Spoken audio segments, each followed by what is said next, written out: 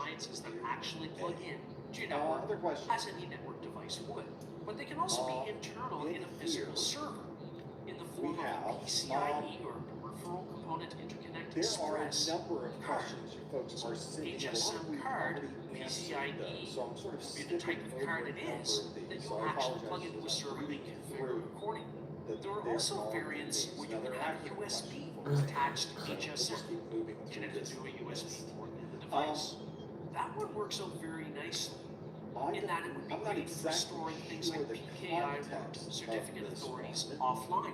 It's offline when you unplug that USB attached this is HSM. this is We'll really talk more about of a network PKI plus security question, later and on. it's a pretty good one because it's a topic that comes up regardless. Here we have a diagram about how HSMs fit series you into have the overall picture as when it comes many to of you data know asset earlier security. in the The year, HSM there network was a serves as transition one period component from November of last year ecosystem of till security June configurations. of In the bottom left of our diagram, we've got a server with a gigabit Ethernet connection directly or the 701 connected to the internet where the HSM you decide. appliance is You plugged take in. whichever one you The want, HSM, of and course, then if you pass that can exam, you're store, secure, manage, certified. generate cryptographic And there's keys always a transition to be period, used as for well as an encryption overlap period, in many different where you can ways, choose such which as encryption one for data at that rest. you But it's would not like limited to just to take. encryption, as we We're know. currently So in in this example, one of those we might be transition using the periods HSM for for Network HTTPS Plus. or So the VPN Network Plus network exam encryption as shown was in the upper updated left of our earlier this year, diagram, and then encrypting on data at December rest in the addition. 20th In a standard, of this highly year, available the ecosystem, older that data Network would then Plus be exam replicated for will be high retired, availability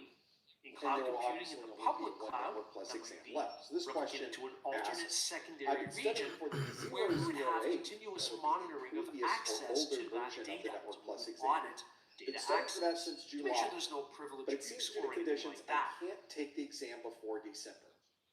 In Well, the cloud, that certainly HSMs are gets you available right into as a that managed deadline service, of which December means the 20th, underlying that hardware retirement date. complexities So are the hidden question from is, us.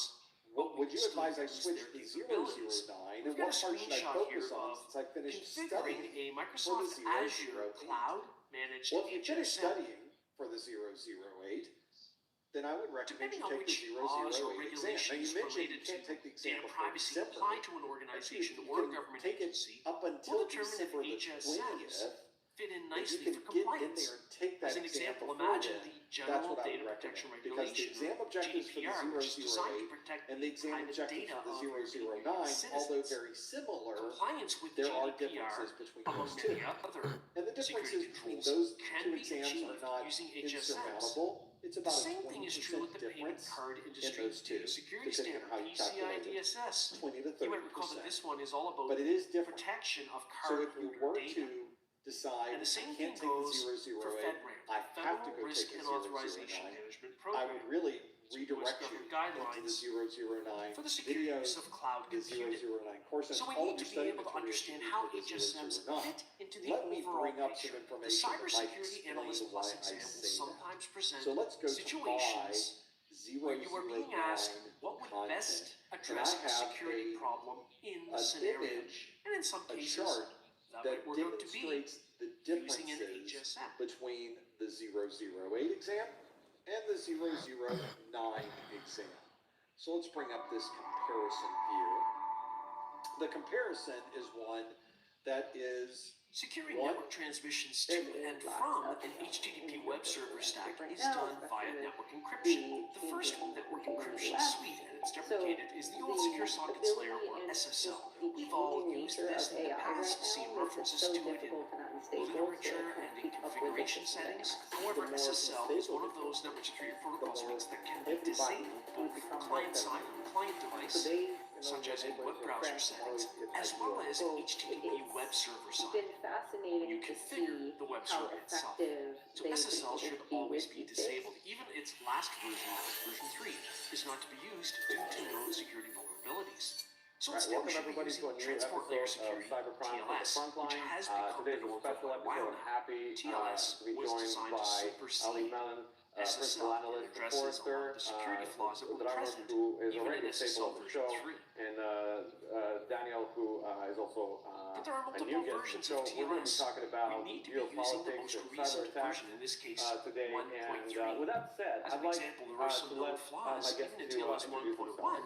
that So we want Ali, to stay welcome away to the from. show. Thanks for the time. As an example, there are even flaws in TLS version 1.1, so we should be staying away from that type of thing. Tell me a little bit about So your just like current SSL, role and TLS, and the maybe a specific little bit about version your of TLS past being used Yeah, between absolutely. communicating So parties can I be am a configured on the principal analyst at Forrester HTTP web Research, server, and I or cover three things: HTTPS, security I guess we should operations, say. people process And the technology, and TLS software, version can including also be engineering. configured on the I also client cover side, nation state threats, such as within an talking app about today, or and just a generic AI web and browser, security where tools. HTTP So nothing at only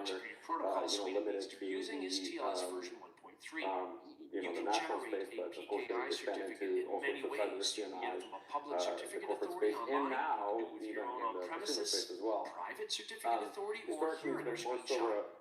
You can even Cold War generate a situation certificate where there in were the cloud. obviously Here in Microsoft there was Azure, an we're in a war key zone, vault but at where the we same can time it create was a PKI not necessarily certificate muted, but and determine things like the validity conflicts period in around the months world, and so on. like you said, the regimes were different enough that After they you've would got a be certificate, then you not can only configure silenced, an but just, like I HTTPS said, more muted. binding. So we're seeing a lot In this more particular activity going example, on, we're and still I'd in like to Microsoft Azure kind of brush Cloud a little in the bit properties onto of a web application.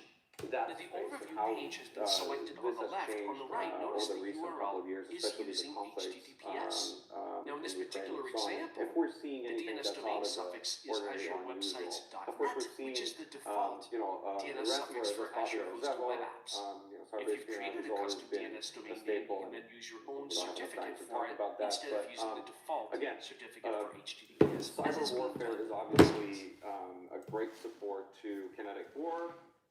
We're seeing Chart, one side, one of these circles is for the intent 008. The other is for the intent 009. So you'll notice the intent So in this 009 course, circle a we've little examined bit how to smaller apply than cryptographic the solutions, 008. If you protect were to go to the sensitive exam data, and objectives and ensure count its all of integrity. the objectives, We a did very this by broad exploring counting that CIA I did for security the triad, 008 is that cryptography, 008 and had managing Windows 590 EFS objectives. and BitLocker. The 009 has We 430. then encrypted cloud storage, And so discussed these are to integrity, scale. and managed So file that is the hashing in difference. both This is Linux a and in 430 Windows. objective circle. This is Next, a we 590. covered So HSN, to some hardware security degree, the modules, 009 as well as does have the quite as many SSL topics you and have its to successor, memorize. That's TLS, not Network entirely Security true, Protocol but Suite. it does tell a story. Notice that the number of objectives shared In our next course, between the we'll move on to 008 explore how to configure a 009 private is CA about and how to issue 67% PKI of the certificates. 009. So about 2/3 of the 009 are topics that are already covered in the 008. That means a third of the 009 are topics that you have not studied yet. And a third of the exam is a lot of the exam. That's a big part of the exam. So you would never want to study 008 topics and then go walk into the 009 exam. You're already at a huge disadvantage because you didn't study a big chunk of that exam. And a 66 on an exam does not sound like passing to me. So that's a significant problem. That's why I always tell people, make sure you study from the study materials that your exam matches with. It's an important part of this.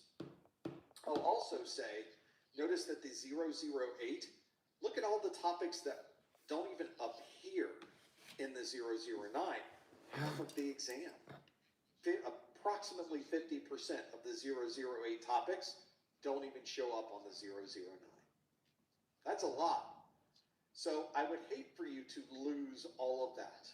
I would hate for you to lose all of that training that you went through, all of the things you've read, all the videos you've watched, all the work you went into memorizing, all of these objectives.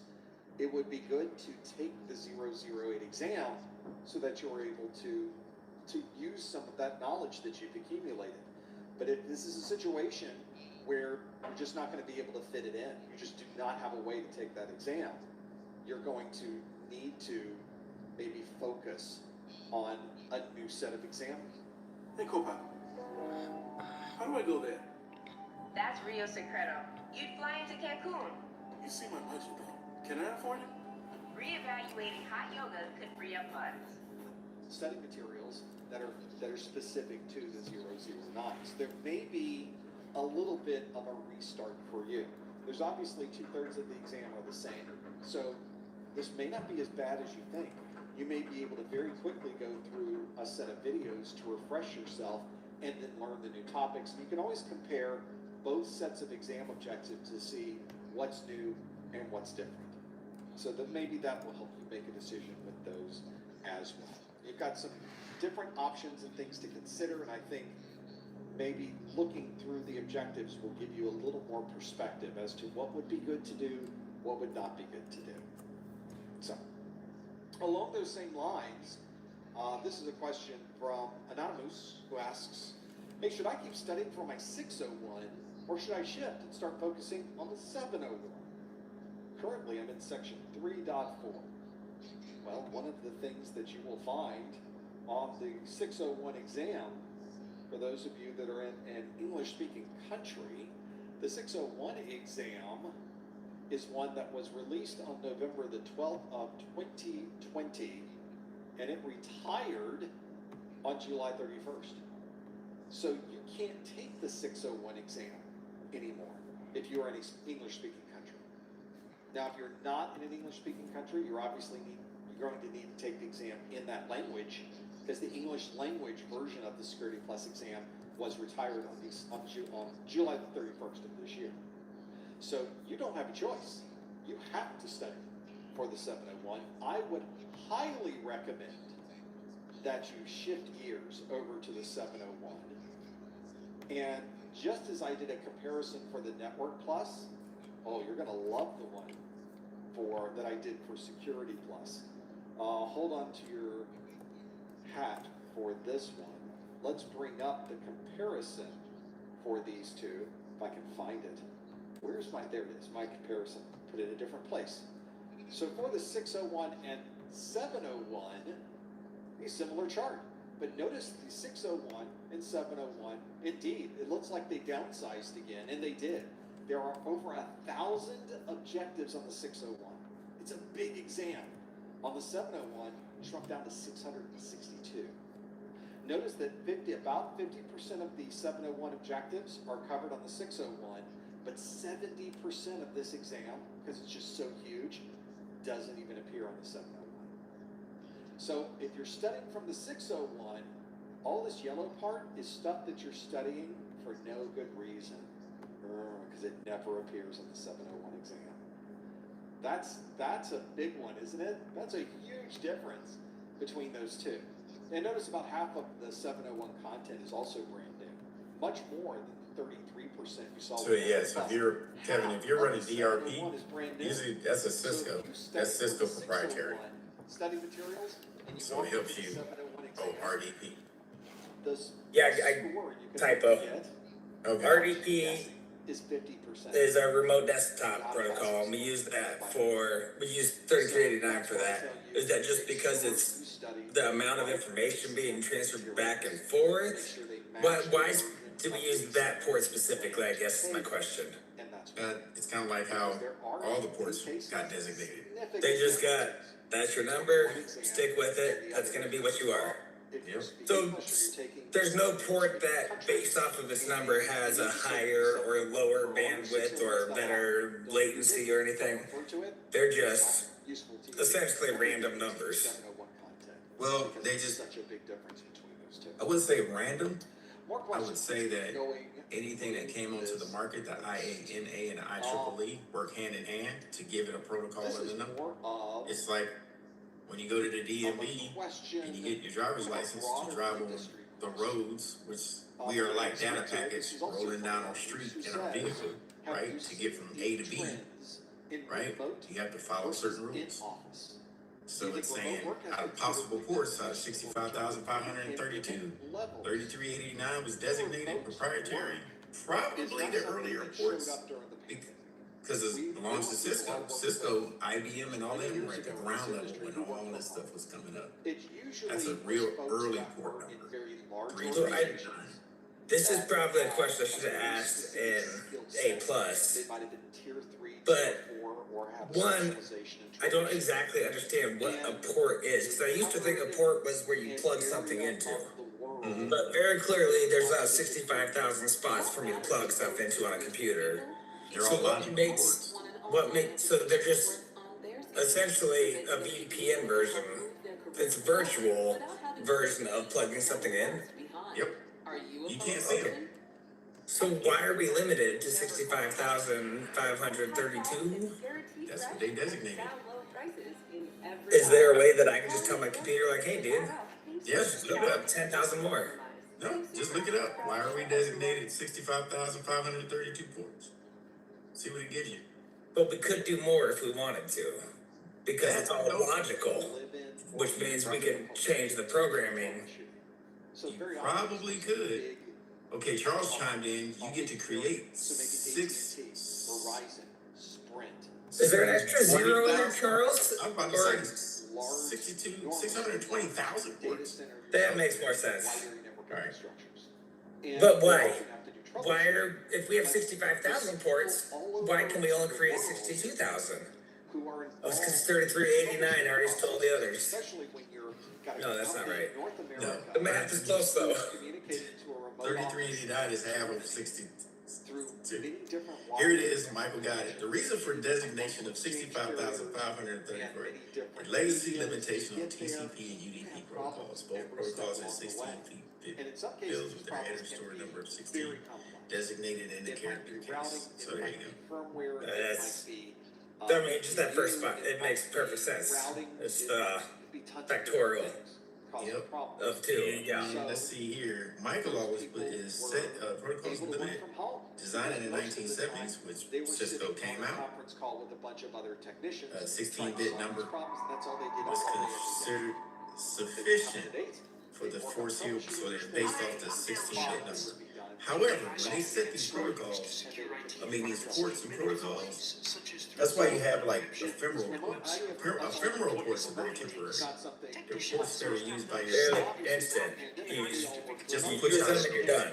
Yep. It's just a processing point, real quick, like a scale for trucks going down the freeway. You hit it and you're gone. Yep. And then what happens with port forwarding, they'll recognize you're trying to use a specific protocol, and then it'll put you on that port to talk that talk and walk that walk. So that's where we can use specific protocols and slam them right onto. This is your port. If you want to use this protocol, this is where you're coming through. This is where we can actually analyze and make sure you're good to go or not good to go. That's the port security on the inside of the network. So you'll set all this stuff up in your switch. You'll go do all your ports. You'll set all your ports for everybody in traffic. So if it comes through that port, you know what it's supposed to do. It helps you with cybersecurity because let's say you spent a month setting up all your port forwarding. But then some sneaky port comes out of nowhere and somebody's using 65,200. Like, whoa. No. Nobody should be using that port. Who's on it? You know what I mean? Yeah. And then you can do further port security. Okay, so each one of our individual ports, we can essentially assign its own protocol to that specific port. Correct, you can. Okay, so even if I wanted, I know RDP does use 3389. If I wanted to create a system where just you and I can talk, I can choose a different port and configure everything. Like, this is the only way your computer can talk to my computer in an RDP format, is if we go through port 49,000. I can set that up that way. I have an additional security where would I have to let you know what port it's going to go through? Or would your computer automatically like, okay, let's find that port? Because if you look for 3389, because that's its standard protocol. No, you port forward to whatever port. It's coming in on 3389, but it forwards to another port. Okay, so when it forwards to another port, does it go through the port, or does the port say, hold on, stop, go that way? Or does it come through and then redirect it? Correct. Before it even hits that port, it knows, 3389 needs to get redesignated to such and such and such and such. So you just basically throw up a detour sign and say, hey, information, if you're coming through this one, you got to go around that corner first. Correct. Okay. Oh, I don't want the FBI again. Who is Kelly? We have a new student? Miss Kelly Dowling is here. She's going to talk to you about alumni services. She's got the flipper. Hi, Kelly. Sure. Hey, how are you? Well, thank you for having me.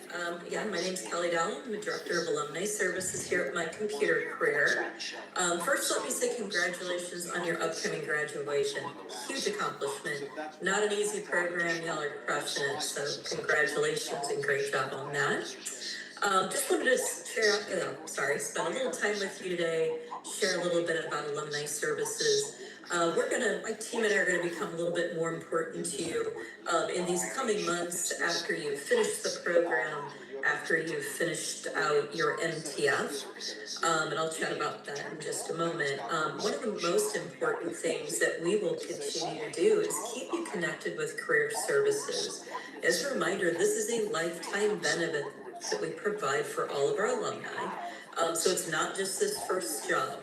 It is, resume updates. You decide to go for a promotion in 6 months.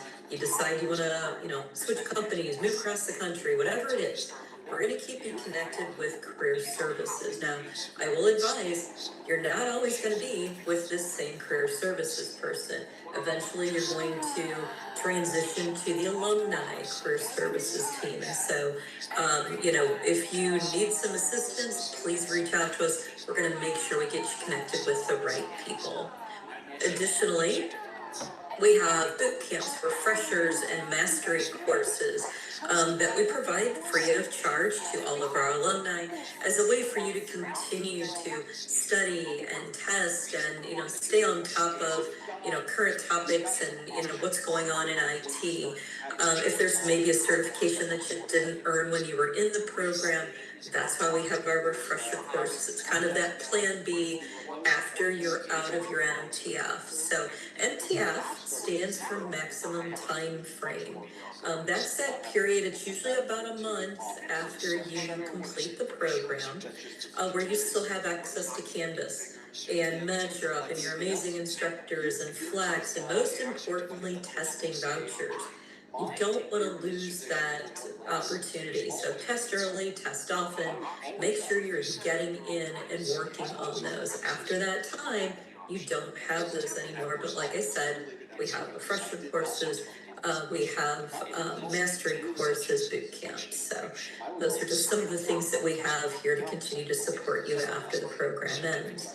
But I want to take just a little bit of time today and chat about our continuing education opportunities. CSS, Cybersecurity Specialist, CSE, Cybersecurity Engineer, and our Associate Program. So the first stop for y'all would be CSS. Now, if you go and look at the website, you're going to see something completely different than what you'd be enrolling into. And the reasoning behind that is twofold. Number one, what you see on the website is what I like to call the compliant version of what this program is. Y'all are going to be alumni.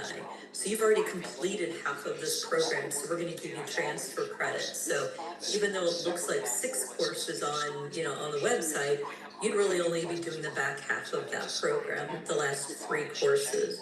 Additionally, you guys have already had CISA, which is a part of our regular CSS program. So we've actually created a specialized CSS program for our CWP graduates.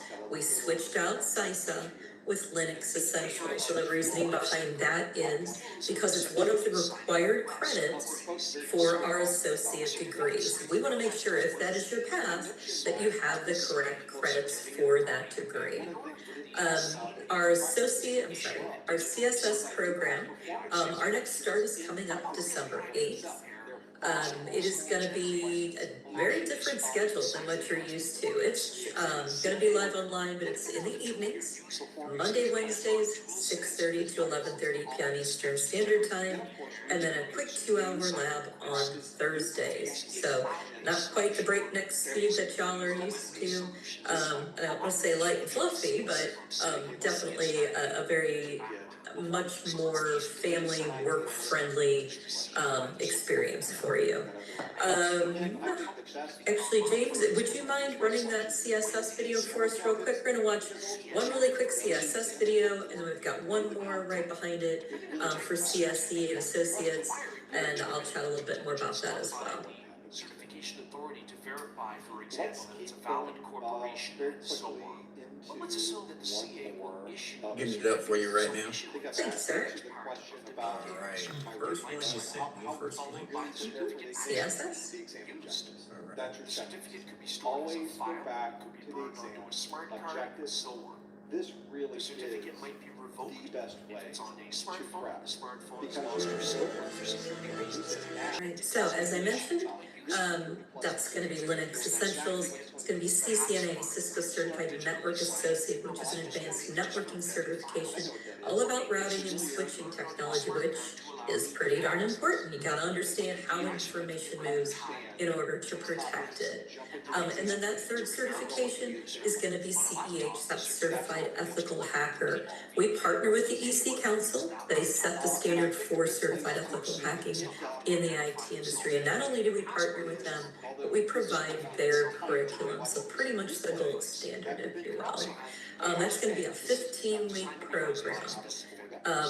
Next up after that, the last certification program is going to be CSE, Cybersecurity Engineer. Our programs kind of build on each other, so if you look at it as CWP is where you've really kind of dug into how computers work, how they go together, the networking part of it. You've had some cyber with CISA and Security Plus. CSS is where you really start to kind of build out that cyber toolbox. CSE is where you are in the deep end of the pool, deep dive into cyber. Again, it's going to be 3 certifications. Class schedule is pretty similar. It's going to be Tuesday, Thursdays for class nights and lab on Wednesdays. It'll be CFR, cybersecurity, first responders. So think CSI except for IT. You are first on scene of an incident to gather up evidence and most importantly, keep that network up and running.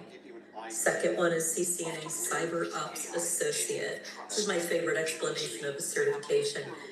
When we first got it, I went to our IT guy in education and I said, what does this thing do? I need you to dumb it down so I can explain it. And he said, if you watch like a TV show or a movie and you see the IT guy and there's just like a bank of monitors and all this stuff's going on, it's like, that's what it is. You are protecting a network in real time against hacks, attacks, worms, all of that crazy business. So that's that one. And then the CASP, which is CompTIA's highest cybersecurity certification. Once you've completed those other 2 programs along with CWP, you will have earned 90 credits within My Computer Career, which means that you qualify for our associate program. We're going to take those 90 credits, we're going to round out all of that IT and cyber learning with 5 general education courses. So we're going to roll this video real quick and then I'm going to fill in a little bit more information on the back end if you don't mind.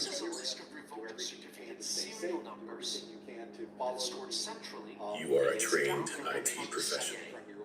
You know computers and you know networks like the back of your hand. You also know how vulnerable you really are. You're biting your nails, watching, waiting for the next attack. It will happen. It's happened before, and it's only a matter of time until it happens again. We've seen just about everything this past year, and it just keeps happening. SolarWinds, a breach affecting thousands of major U.S. companies and government organizations all in one scoop. The hack that took down the largest fuel pipeline in the nation and led to gas shortages across the East Coast. A single compromised password started it all. And in the same year, someone or some people gained access to the water treatment plant systems in Florida and in California with the intention of poisoning the water supply. Thankfully, those attempts were thwarted. The point is, attacks are getting more sophisticated, more cunning. Every 39 seconds, there is a new attack somewhere on the web. It's a downright travesty, a threat to our democracy and everything we stand for. We desperately need experts like you to join us in the fight against cybercrime. According to the U.S. Bureau of Labor Statistics, the information security analyst field is expected to grow 33% through the year 2030. That's much faster than the average for all other occupations. With a bit more education, training, and certifications, you could land a role here and help provide the security we so desperately need. Becoming a cybersecurity engineer could land you on the front lines of it all, working to find vulnerabilities to secure an entire network, engineering and monitoring security measures for IT systems, identifying and advising on what needs to be in place, and then finally, designing the architecture to make sure your company or organization is protected. In short, you'll be qualified to build security systems, search for vulnerabilities in hardware and software, suggest ways to secure IT infrastructure, and monitor for attacks. You started building your IT toolbox in ITSA. You added some cyber tools in CSS. Now, you can get the rest of those tools in our CSE, Cybersecurity Engineer Program, with advanced certifications like the CompTIA Advanced Security Practitioner and others. And once this program is completed, you're only one step away from earning your associate's degree. Interested? Talk to your alumni coordinator today. All right, so again, CSC is going to be a 15-week program. As I mentioned, you're going to have transfer credits from each of these programs. When you look at costs for the programs, in VA terms, 105 days for CSS, 105 days for CSE. Adjusted program cost, actual cost, for CSS is $14,998.50 and CSE is $14,209. Now, one of the really big differences that you'll see between what you had in CWP and your opportunities with CSS and CSE are that you have the opportunity to pursue financial aid with these programs, which you didn't really have with CWP. You can pursue Pell Grants. Those are funds that don't have to be repaid. Student loans, should you need them, or if you would like them, you can certainly have them. So there's some different funding opportunities for you available with this. As I mentioned, you would qualify for the associate program once you've finished both CSS and CSE. The very best thing about our associate program is it's tuition free. By completing the 3 previous programs, you qualify for the Alumni General Education Grant, which covers the cost of the tuition for that program. And it would give you the opportunity to earn an Associate of Applied Science in Network Administration and Cybersecurity. Now, I saw some questions about the associate program, so I'm going to kind of answer those questions. So it's going to be 5 general education courses: American Government, Intro to Communications, Psychology, Business Math, and English Composition. So we're not making you take weird stuff like, gym class or Russian literature or something that's on a transcript. These are all courses that can be used in a business setting, rounding out all of that other IT and cyber learning. Now, once we get you to the point we're ready to enroll you into that associate program, we're going to review any external transcripts that you have, and this is where those other degrees that you may have, this isn't going to include JST and CCAF, we're going to review those. We're looking for things that align with what we're teaching. So let's say you took an algebra class at whatever, the local community college. We're going to open up the course catalog for the year that you were at that school, and we're going to compare the curriculum with what we're teaching. If the curriculum is close enough or exceeds what we're teaching, and you scored at least a C or above in that program, that is where the potential for transfer credit lies. Now, I will advise, sometimes it may be you took English 101, and I'm just making stuff up, but you really maybe needed 101 and 102 to cover what we're doing in English Comp. So just be advised, until it's reviewed, we have a transcript review committee. They'll take a look at it. I actually had a gentleman, I love this one. He had 4 years of Spanish, and was convinced that he should have credit for Intro to Communications because Spanish is communicating. But we're like, no, that's not really kind of how that works. So good try, but we appreciate it. But once we get you to that point, they're going to evaluate those transcripts to see if there is, possible transfer credit. So let me also take a look and make sure I didn't miss any other questions. So, yep, Kevin, it's just going to be a matter of having those transcripts reviewed once we get you there, and we're going to look at everything. One of the questions I get also is there kind of a time limit on how old those transcripts can be? I had a master sergeant, and I honestly can't remember his name because he made us all call him Master Sergeant, although he'd been out for like 25 years, bless his heart. But we took transfer credits from like 1987. So right now there are no restrictions on the time on the transcripts, I should say. Can I also do these while traveling overseas? Absolutely. Great question, Alan.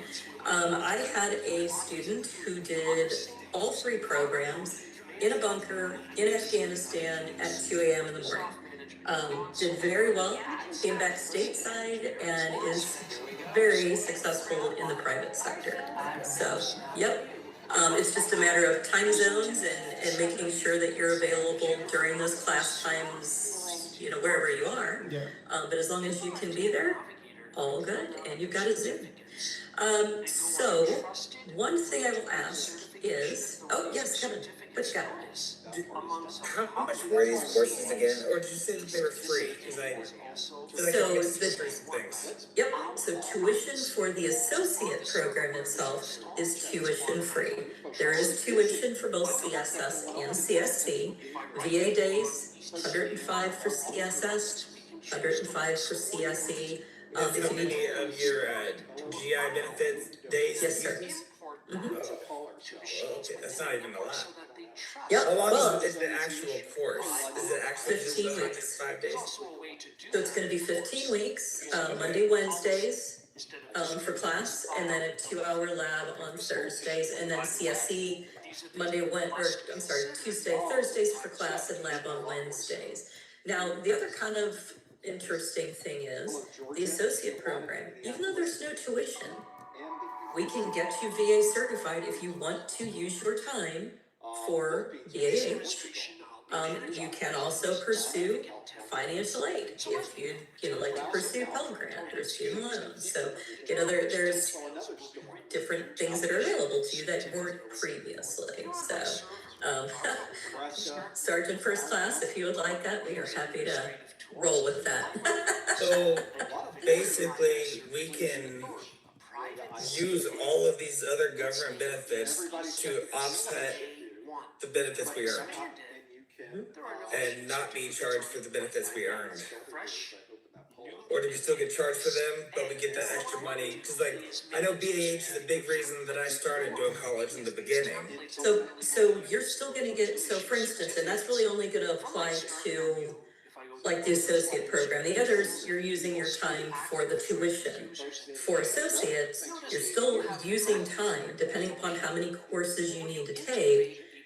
You'll be charged, however many days for those courses, even though there's no tuition, but you will be getting the BAH. If that makes sense. And that makes perfect sense. Yeah, and I've had some that are like, I got all kinds of time, let's burn it. And I've got other people who are like, I got kids I got to put through school, I'm going to hold on to it. And, that's completely up to you. I only had 2 months left under the Montgomery, and I switched up to the 9/11, and they reset the whole thing. So I was like, okay, now I got so much extra. What can I waste it on? Right here, sir. I just found your answer. Yes, I think you did, actually. And it's not a waste, obviously, but if I can collect a little bit of pay, but also learn and develop a career where I don't even need that extra pay I'm collecting, then, why not? Absolutely. So, when it comes to the transcript process, is there somebody who can review it beforehand? Is that free of charge, or do you gotta pay a fee to? Don't have to pay a fee, but they won't review those transcripts for transfer credit until we're getting ready to enroll you into the program. The reason being, let's say we reviewed your transcripts and we said, okay, we're going to give you transfer credit for business math. And then, next term, they're like, we think we're going to change that curriculum and make it algebra instead. Now we've changed up what the program is. I can't guarantee that, we've already told you you're getting credit for something, but now it's not the same thing. So they don't like to evaluate anything until it's, we're putting you into the program, if that makes sense. So. Absolutely. Why would you take the time and effort to evaluate if you're just doing that as a favor? That doesn't make sense. For sure. No worries. If I have a degree, some of those courses could still transfer over and work towards a second degree, right? I wouldn't have to take English again just to take it. Well, like I said, it's gonna depend upon the curriculum, and the curriculum does have to be relatively close. There's some specific things they're looking for. Absolutely not my wheelhouse. I'd love to say I've been with them when they've done some of it, but we have people with masters and PhDs that are our registrars that go through and review these transcripts to give this credit. So, they're very thorough. I guess ultimately, let's say 4th year calculus. I'm gonna say if algebra was on the list, it'd probably be covered. I'm going to say something very higher level like that is probably going to fit the bill for business math. Again, but it's not a guarantee. Not a guarantee, no, until they're reviewed and officially given the transfer So process. ultimately, bring everything we have. Oh yeah, and Don't most expect likely, anything, just hope for the best. What they give us is going to be the most accurate depiction of what we're actually carrying with us. right. And I will say two things. One, if you were using 35, 33, I'm trying to remember what other numbers. We probably have all of your transcripts on file. Okay. 30s, Most likely, yeah. 31, we may not. The R&E does not require us to have those transcripts on file, so when we get to that point, trust me, we'll be asking for That those one's things. not covered, chapter 31? No, it's covered. Different It's just process. not guaranteed. It's Well, no, less likely. Well, no. Chapter 31, using those benefits, they don't require us to have all of your previous transcripts on file. Okay. That's really what I was talking about. We just may not have them here. If you've got them, great, send them to us and we'll It's not review about them. whether or not you accept them, it's just that you don't have them We just may not have as, them. as readily available as the other chapters. Right, just because we weren't required to go track them down Okay, yeah, and because have I them in used the file. 31 for a bit, so. Okay. Okay, And so that's good to know. Just get my own transcripts for that portion, for sure. Sure. And I will also say, I usually have at least one, generally a couple, every single term that transfer in all 5 courses. Again, very much the exception, not the rule. But you never know. You could be the lucky one, or maybe you'd only have to take 1 or 2. It's not uncommon for me to have a student that only has to sit for 5 weeks, and then, they're done. So, kind of just depends. We kind of just spin the wheel. We'll figure it out when we get there. So, I'm sorry, we are digressing. Let me, I think James popped it in there. There's a Google form. James popped in the chat. Everybody can take 30 seconds for me. Just click on it. It's 3 questions. It's your name, it's your email, and it's what are you interested in? If you're interested in continuing education, great. We are here for you. That's what we're going to help you do. If it's not, great. We are here for you. We're here to support you. This just helps my team, because we're going to be reaching out to everyone, but it helps my team to understand how can we support you, what's your path, what are you interested in. And please be on the lookout for call, text, email. My team will be reaching out to everybody. We'd love to chat with you. Again, answer any questions, see how we can assist you. And even if it's just, hey, leave me alone, I need a second, great. Thanks, let us know.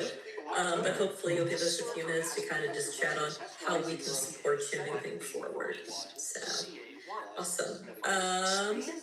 Do we use C? Yeah, Columbus, IDL, it does, whichever is fine, that's always, yep. Whatever, pick whatever you'd like, it's all good. We're gonna follow up with you, but I do appreciate your time. If you have any other questions, actually, I'm gonna drop our contact information. Oh gosh, I thought I had it open. I'm gonna drop our main email, which goes straight to me, here in the chat. So if you have any other questions before my team reaches out, I'm also going to drop in, I call it the bat line. It's the main alumni phone number that rings through my whole team. One of us can answer your questions. Thank you, Kev. That was very nice. Way to end the afternoon. So, well, again, thank you for your time. Congratulations on your graduation. We look forward to chatting with everyone. Have a great weekend. Thank you very much. Take care. Bye-bye. I'm going to run mmc.exe, Microsoft Management Console, where I'm going to file. I just like to say, take it as you need it. What I want to do is manage certificates on this host. But that was a good presentation. Let's add my user. All right, so we're getting ready for lunch. Certificates. And, when we get back, we're gonna have a couple of people absent. Just wanna When say, we add certificates, we'll add good luck on your exam. As we know, we can issue And, certificates wait for you to a to come number back. of different types of entities, including Breathe.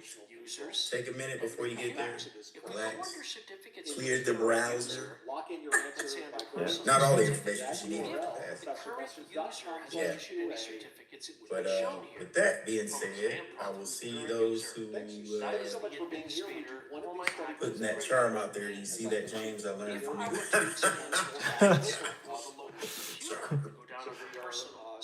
Social engineering, is that what you're doing? Certificate because this server itself. I engineer social engineering, James. I'll see y'all when y'all get back and just have fun with it. Have fun with the test. Dude, you're about to see a certified net guy. I In believe 3 it. hours. I believe it. Or I will come in crying and waddling. Either way, it's going to be a good day. It is. It is. It is. Painkillers. I'm going to right click on certificates on the left, all tasks, request Also, don't forget about certificate. our That'll daily, click next. in the case of Security Then Plus, we could. weekly pop quiz questions. You'll find them on the service formerly known as Twitter at professormesser.com/Twitter and the service currently known as Instagram, professormesser.com/Instagram. This is also one you can find on LinkedIn. We also put them on Facebook. If you want to find us on social media, just type in professormesser.com/ the name of that particular place, /Facebook, /LinkedIn, /Google Plus. No, you won't find us on Google Plus. It's one of those. Eventually, we do sometimes not have links to certain, and that is one of them. Google Plus no longer with us, unfortunately. Today, we're going to be talking about Security Plus, specifically the SY0701 exam. This is an exam that was released on November the 7th of 2023, so it's not even a year old yet. We're coming up on its birthday. It will estimate it to be retired somewhere around May of 2027 because these exams are generally available for about 3.5 years before they are retired. For you, this means that you have plenty of time to study. You are studying the right version. If all of your study materials say that they are the 701, then you've got the right Computers books, are you've joined got in the the right same videos, Active you've got the Directory right domain. Q&A, It you've got really all the right study facilitates how this materials. works, but it's not the only way to do it. It's a single So I exam. will select You the don't have to Active pass more than one Directory exam. enrollment The exam policy. itself is 90 Next, minutes and in just length. like that, You could get here a are my maximum of certificate 90 questions templates, on the exam. including You could get fewer than custom 90 questions code as well. signing. The passing gonna score turn that that you're on. hoping That's to what I get want. on a scale from And I'll 100 click to 900 enroll. Now, in is order a for me to score be of able to enroll, 750. the correct And if you are permissions familiar need to with the be in previous place. version of the Meaning, Security if I Plus right-click exam, on this is certificate exactly the templates, same format manage, as that version. and if There I right-click are on my code performance-based signing, questions at the beginning of the exam. custom We'll talk about template, those in go a to moment. properties, And there are under multiple the choice security questions tab, in I need the to make exam sure as well. that You're the studying appropriate for your parties have the 701. Our videos are allow of course permission, in available this for you case, to watch for free. authenticated It users, is a which is full gonna be and everybody. complete course that covers every Okay, topic. so let's go It is back listed here to in the MMC official where we CompTIA were exam acquiring the objectives. certificate. But of course, Just going to you choose need additional enroll, study materials status like course notes, successful, practice finish. exams, and more. Now You look can what find we that have on our here website. We in have our that personal all in one certificate big store on this bundle called host. our Success Bundle. Issued by You East can go to CA1, we have a certificate issued to administrator for the purpose of Bundle, or you can code simply signing. choose from the links. So at this point, at the software top of the developers, website. for example, would Thank be you able for to calling use Capital One. tools when they My compile name is their Jenny. I code, do or help if you they're answer digitally customer signing scripts, questions use the appropriate Use commands RAGs, to LLMs, use and this customize them without certificate data for for better code accuracy. signing That's all we purposes. got. Now, the last thing we'll do is go That's back technology. That's into absolutely our certification authority tool, because now, if we go to the It's issue data, certificates it's view, we now have a You were certificate. one of my best phone calls ever. It's showing the forever you requester didn't name, that believe was the me, domain right? administrator I didn't, referred yeah. to in the Active I Directory. thought it was And somebody it's our from the publisher custom who code was signing pranking me. template that was used to issue the No. certificate. And then you So said we've something that was so successfully moving to me. acquired In the a middle of the PKI conversation, certificate you from a what private one Microsoft thing to happen certification in a authority. day. It was just an arrival from outside the context of my life. Hi there, everybody. I am In so this thrilled to be demonstration, together we're with going all to of be you. configuring an Listeners, HTTPS watchers, and binding. readers here We at know that an Starbucks important Cafe part in of New running York web City. applications is to make sure they have a PKI certificate and that they use an presented by HTTPS Starbucks. And as binding. always, Yes, meaning secure. Starbucks pairs If we're each only one of using my Mutual Club HTTP over selections port 80, we with a don't have special a securely handcrafted encrypted drink. network This month is connection an iced between any clients or other banana services that cream talk to our web protein application. matcha. And so that's what our focus It will is be here. new It's a and simple, delicious. hardening Everybody technique says if it it's not is already made in with the place. Starbucks To get started here on phone that Windows, you know I'm and going love, to go and now with a to high Server protein Manager boost. because So I need to make Starbucks sure is that the the place IIS, to come together with Internet good coffee, Information with good Services company, and component a is good book. installed. That's the And my new Microsoft book club Web Service selection stack we'll be is working with. A So Guardian I'm going to click and Add a Roles Thief and Features, by and I'll keep Meka clicking Majumdar. Next Now until I it get is to the the Select Server Roles screen. 119th book club I I've want to make selected, sure that the and web it's server I'm IIS telling is you, installed. this woman And you can can select write. the appropriate It is- components it is besides that you might Yes, need it is depending on the nature of exquisitely the written, workload supported by and the it web packs an application. epic and very, Here, very the timely web story server is in just already 224 pages. Gail was very happy about that. Cancel out of this. I Those can over either 300 pages, Gail's like, well, manage people have my lives. IIS web server by going So to the it's Tools about menu two here in families Server on a Manager collision and course, choosing both Internet facing Information impossible odds Services to save IIS themselves Manager, and find a new or home. I'm sure But you that guess doesn't you even can also go begin down to to your Start describe what menu happens under when you Windows open Administrative the Tools first and launch page. the I exact was same taken tool. in at the very first page, So I'm going to launch and then that on the tool. last But I'm going page, to switch over first to Windows File System through File This is a way that Explorer. you can take The some default installation location of a web server grab some things Windows that might be important is for you to Drive help C, build this material, and then iNet combine those together, which not only helps you get that www certification, also helps support. This is where you have the standard HTML Of course, we document, do have in this case this IIS live stream start. available. But of course, we could completely wipe those out and make our own HTML file, which I'll do. I'll right click But I and do choose make New an audio Text only Document, podcast we'll call it version of this. Index, So and you're actually what you working should out probably do here like is go to something that is View. an audio I want to see version file of name this. extensions. You I can don't want it to be called index.txt, but we'll deal with that after. Here I've got a very basic HTML document where we're going to have the text, welcome to Quick 24/7. Smooth the world or HR after that. Make sure we don't have any syntax errors here in our HTML tags. And I'm going to go ahead and close and save that out. I do want it to be called, however, index.html.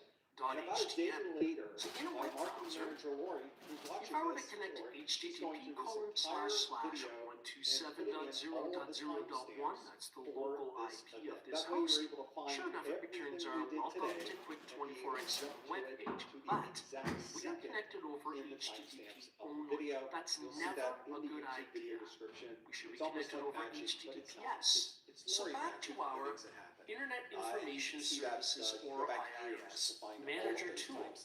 So our server name is shown in the left-hand navigator. If I drill down under that, I can expand sites.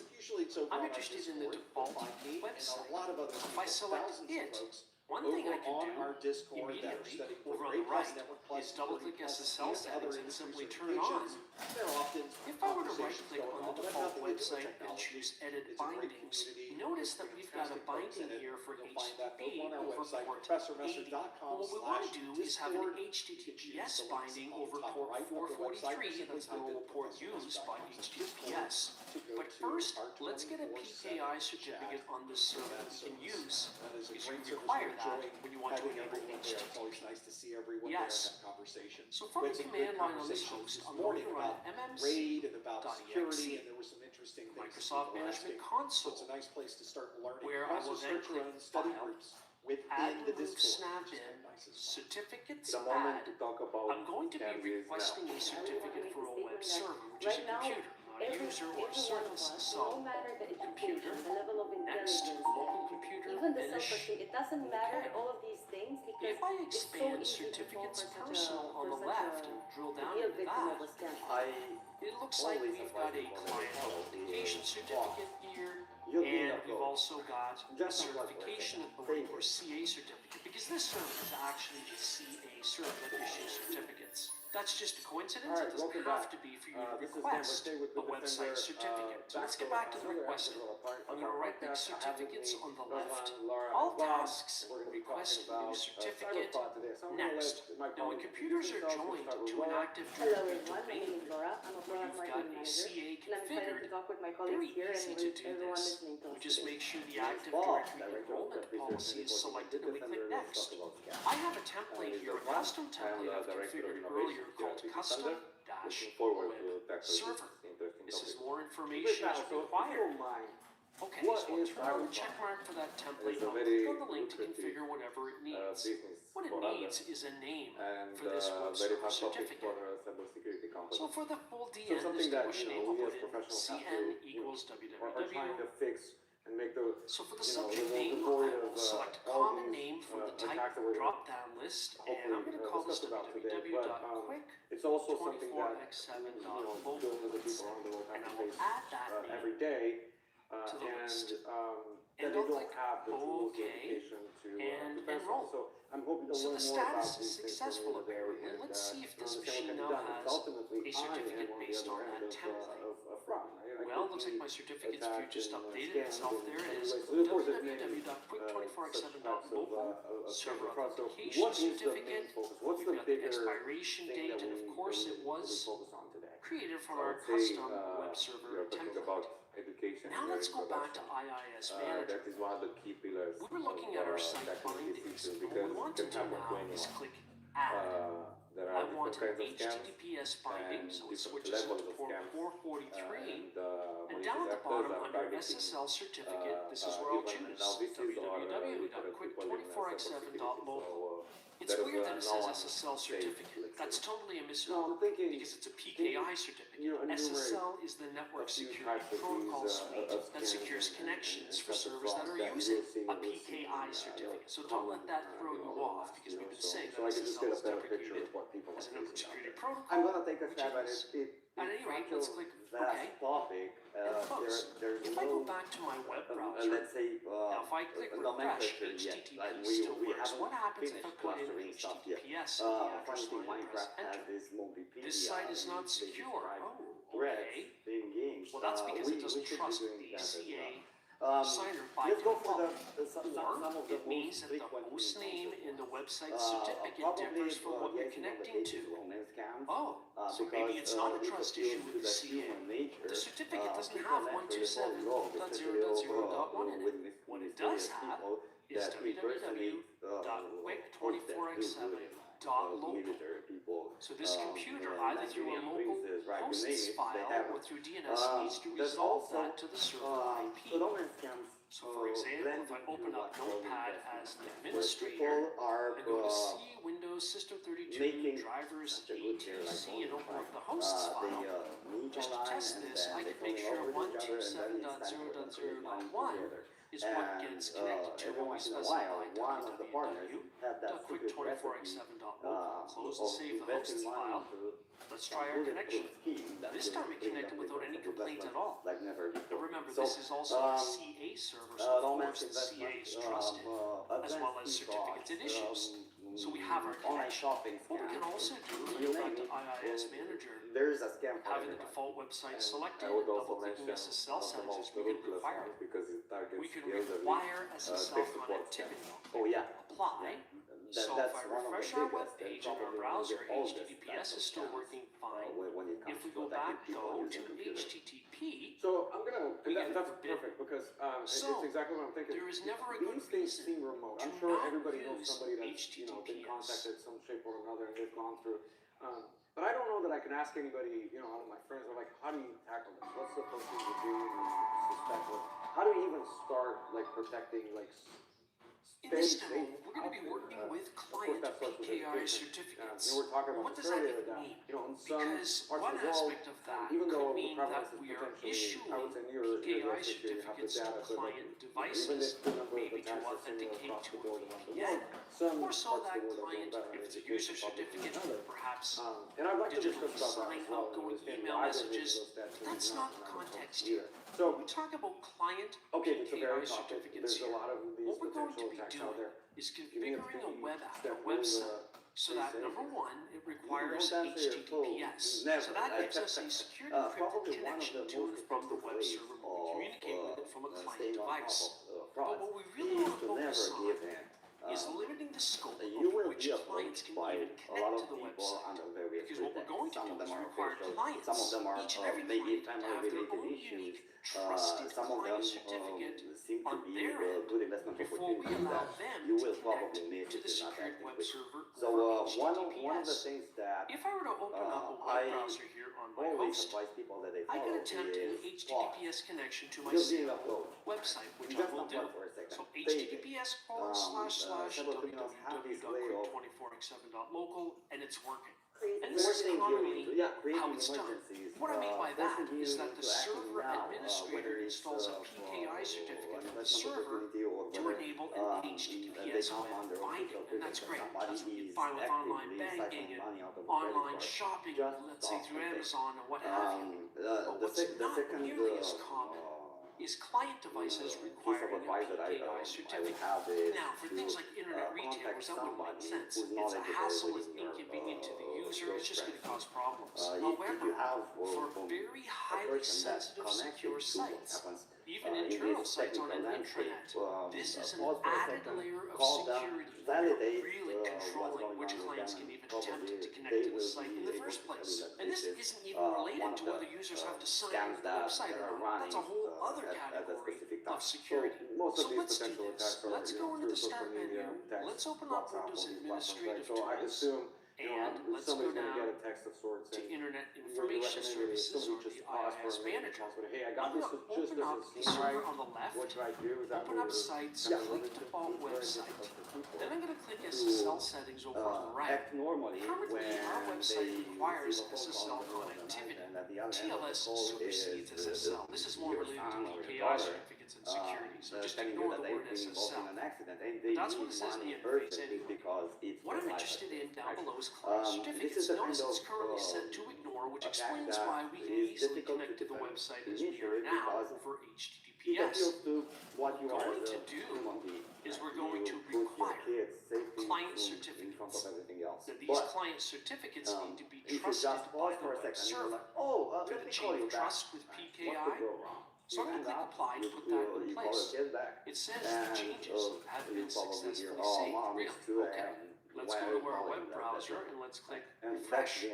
I think And immediately we get an HTTP 4.3.7 forbidden. You're attempting to access a page that requires your browser to have a client certificate that the web server recognizes. Indeed, we don't have that. If I were to go to the Start menu, or let's assume this machine is the client machine, it will be in our example, it's also the web server.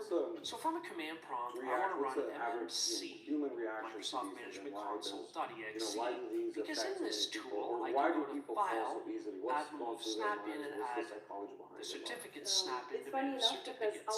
In this case, I don't think for it's a my fact that user many people account. understand, and I think they should. So I'll finish and brains OK. are wired If I take a to peek at the take certificates for the information that currently sounds signed in logic users, as so true. under So, certificates, for example, personal maybe certificates, the easiest example, if we've I got a receive an certificate email here from my assigned bank to the stating that, administrator hey, or you're issuer we just administrator updated of your the data, website. which is given So I want a new that certificate click that on will the allow link me and to authenticate update to your our password. protected When you website. read that, our And mind, imagine if that's a the website used first by thing our mind admins does within an is thinking that organization. It it's would make true. And perfect only then sense we to need to secure stop it and in think, oh, that wait a manner, second, I as need opposed check to a the public logo, I internet need to see site where whether I have some the average urgent tactics user on the going internet on, can whether the purchase link products. to hover over the link to That's see in that whether it's case. real or not. On the But it is Cybersecurity okay Analyst Plus exam, and I you think will it's get important for questions people to on understand that I'm we not are sure trying what to you could do take that would scams best enhance the true security in of the a way. situation. I Like I would an imagine, internal admin website used by technicians that needs to be secure. Perhaps we could do that is requiring client certificates. Anyhow, we're going to right-click on certificates, all tasks, request a new certificate. Next, I have an Active Directory environment with computers joined into the Active Directory domain. This is not required, but it makes it very simple. The Active Directory enrollment policy is enabled. Next, I want a user certificate assigned for the user I'm signed in as on this host. So I'll choose enroll, succeeded, finish. We now have a certificate issued that can be used for encrypting data on disk, protecting email messages, and we're interested in here, proves your identity to a remote computer. That's what we're looking for here. Okay, back in the web browser, let's just go ahead and do a refresh. And it doesn't seem to be picking up the change. Well, we're going to exit the browser and come in, because usually that's just a cache issue, isn't it? Back in the web browser, and I've entered in the URL, and this is new. I have a confirmed certificate message. It says the site, www.quick24x7.com needs your credentials. And here's the administrator certificate that was just issued to me from East CA1. Okay, that's perfect. I'm going to click OK. And look at that. We are HTML now source code into that to see secured where website people because are. we Yeah, are using who checks the the trusted email, right? client There's certificate no time. on our client device. Yes, exactly. Hundreds of messages each day on each channel, so one of them statistically is going to be scam or spam if you're lucky. I promise you that even though In this course, we we've know, examined 'cause how to we're- configure a it's private what we do CA every day, and right? how to issue PKI certificates. I'm sure We like did this by people who are exploring not in the the space PKI certificate don't fully know lifecycle, what's as well as being deploying done about it. Windows So CA I know that you've and been managing going Windows around the world, certificate templates. with We then multiple acquired organizations PKI trying to certificates from the CA, configured an work to fix this HTTPS problem on a binding, deeper level. and You then have all this configured a information website about, to what's being accept done client at large scale, PKI certificates. So maybe you can In our share next some of course, those we'll move things. on to explore I'm really how trying to to plan the understand the deployment, scale and the the scope placement, and the and configuration how of much firewalls. cat and mouse this game is and has been for so many years. Well, over the last year, we have been involved with Global Anti-Scam Alliance as a foundation member. And I think the key word here is collaboration. So governments and cybersecurity companies and financial institutions need to work together in order to identify the latest threats and share data.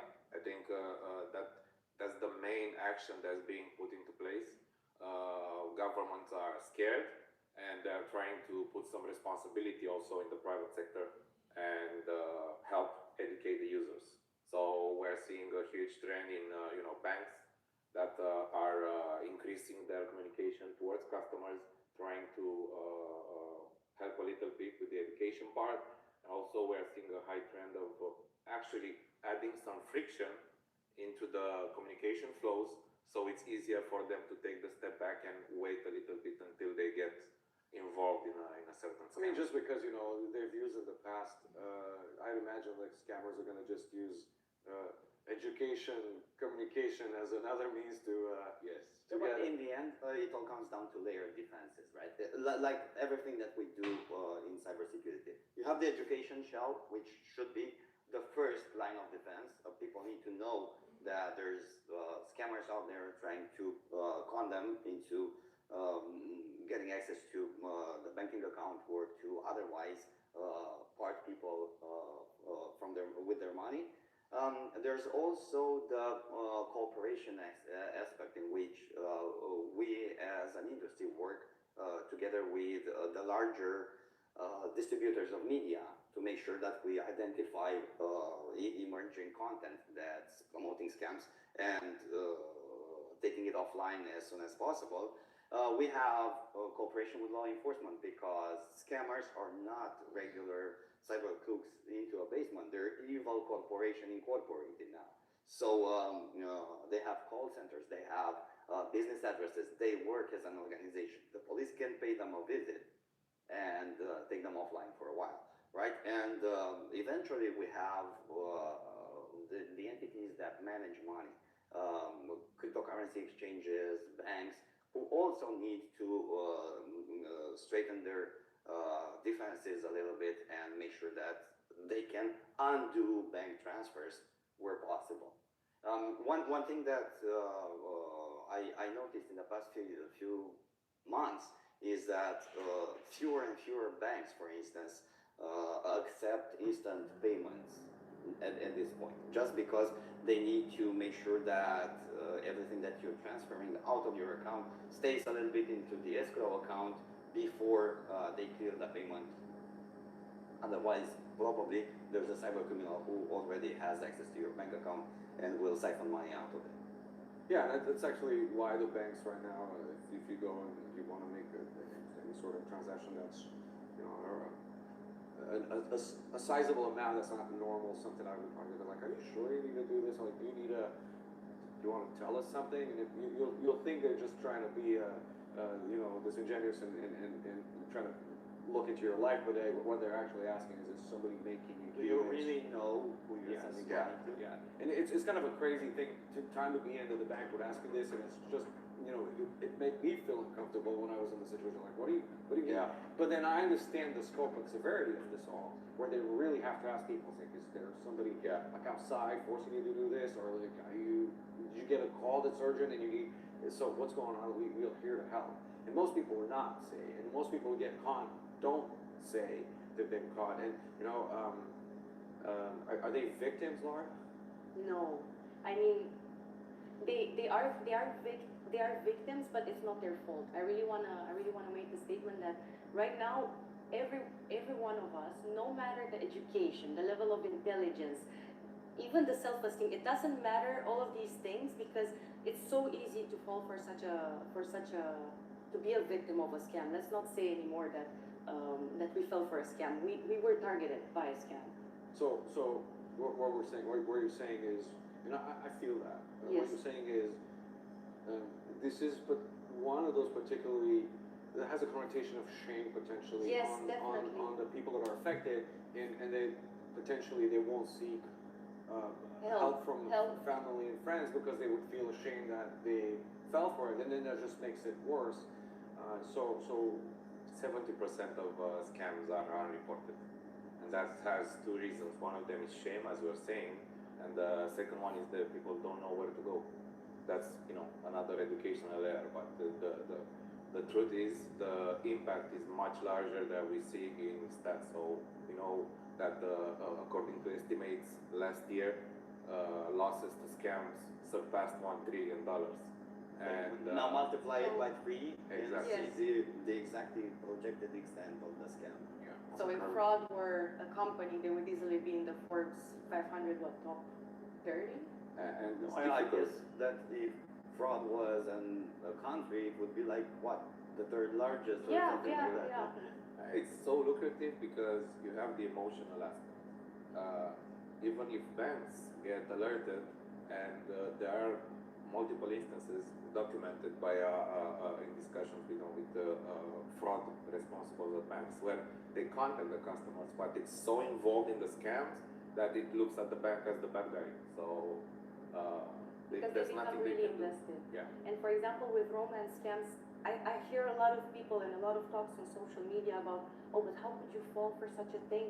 The thing is that in a romance scam, the person that's targeting the victim, basically, they're so invested in that person, in that victim's life, and they're talking every day, and they're sharing fears and life dreams, and they become an integral part of the routine and the day-to-day life of the person. And only when they gain the trust, they fully gain the trust, and they maybe come in a relationship, only then they dare to ask money when it's somehow, unfortunately, maybe too late because they're so close. Yes. so much. Yeah, they're so close to this person that. How long they don't do you think such a relationship goes on for? What's the average for amount of time? Or because I assume it's multiple days. Personally, I read many different stories. It can take anywhere from days, weeks, months, years. It's incredible how much time. Yes. And it seems like a very elaborate, very thorough.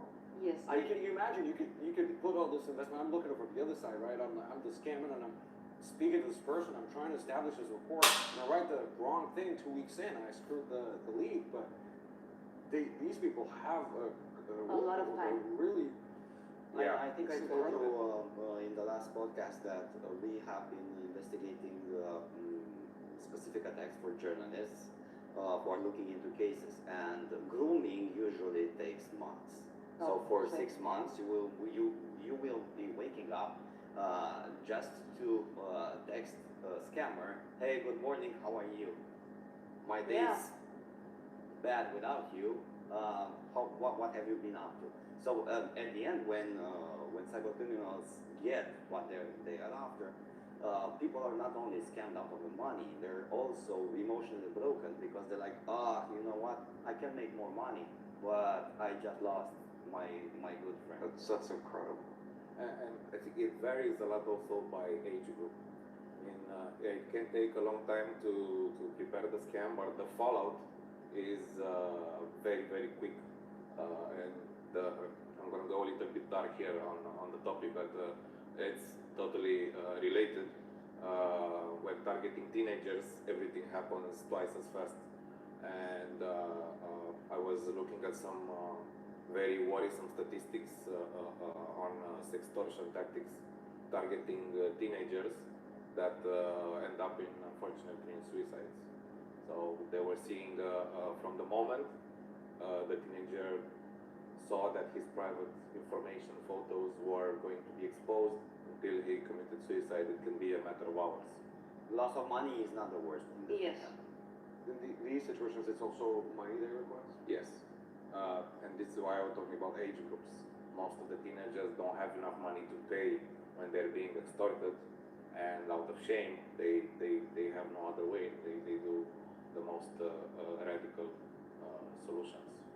So, going from greed to extreme tragedy, it is a topic that is going to evolve, and we're going to continue to keep at it. Strategies are evolving. In the last 3 years, we've been seeing, various trends and following the most lucrative types of scams. And I think this is one of the main focuses of our labs, keeping track of what's trending in the online scams, let's say, business, because it is a business for them. So what we're doing is we're plugged in. We know exactly what's up. As soon as something shows up, we're looking at it, we're understanding that, and we're enabling, we're empowering all our potential products that might be able to prevent in ways that. A good example of this is in the last year, we've been looking a lot at fake ads scams because they are very successful because they are being promoted through social media, and a lot of the people being targeted spend their online activities there, and because they've become so popular and they've been promoted through paid ads that add another layer of deceivingness to the scam, they are very popular. I mean, How big is this issue? And I imagine we're talking about legitimate platforms that host these huge fake ads to fake websites or fake services. How is this not prevented by the platforms that hold these ads? A lot of these ads are paid, so the filtering level is low because the platforms actually make money from the scammers because they are paying money to promote fake ads and to disseminate all kinds of malicious content. And just like dipping our toes into this subject, we had 800,000 individual ads detected last year that were promoting scams, and a lot of them were impersonating celebrities or legit pages, using deep fakes as a means of creating more deceiving content, and all of them were through advertising that would seem legit. On what platforms? I think most of them we saw on Facebook. Now we are enlarging the scope of this to also cover other social networks. And we mentioned that cyber criminals go as low as stealing influencer accounts with millions or tens of millions of followers, and they're replacing content with what look like live streams of notorious people, Elon Musk, Tim Cook, everybody advertising the same cryptocurrency that could be never trust, next great thing. And they are using these influencer accounts to reach out to a huge customer pool without spending $1 other than hacking into their accounts.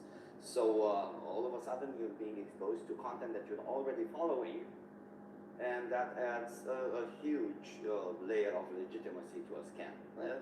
It's people that you know, it's people that you follow, it's high-profile organizations or figures of authority as well. Yeah. And it's connected to events. So when there's a SpaceX launch, I can almost guarantee that you're going to have fake streams of Elon Musk promoting a crypto coin, and sometimes they hijack these pages months ahead of when they actually start putting out a fake stream promoting a scam, and they activate those pages. And because they take over legitimate pages, they have millions of subscribers. So it's a page with 3 million subscribers, and there's Elon Musk telling me I'm gonna receive some free Bitcoin. What you gonna do? Because maybe you need the money. We are humans, and they prey on our needs. They're all actually timing their scams in line with the events that follow. Last September, right ahead the iPhone 16 launch, there's this deepfake video on a page that's impersonating Apple.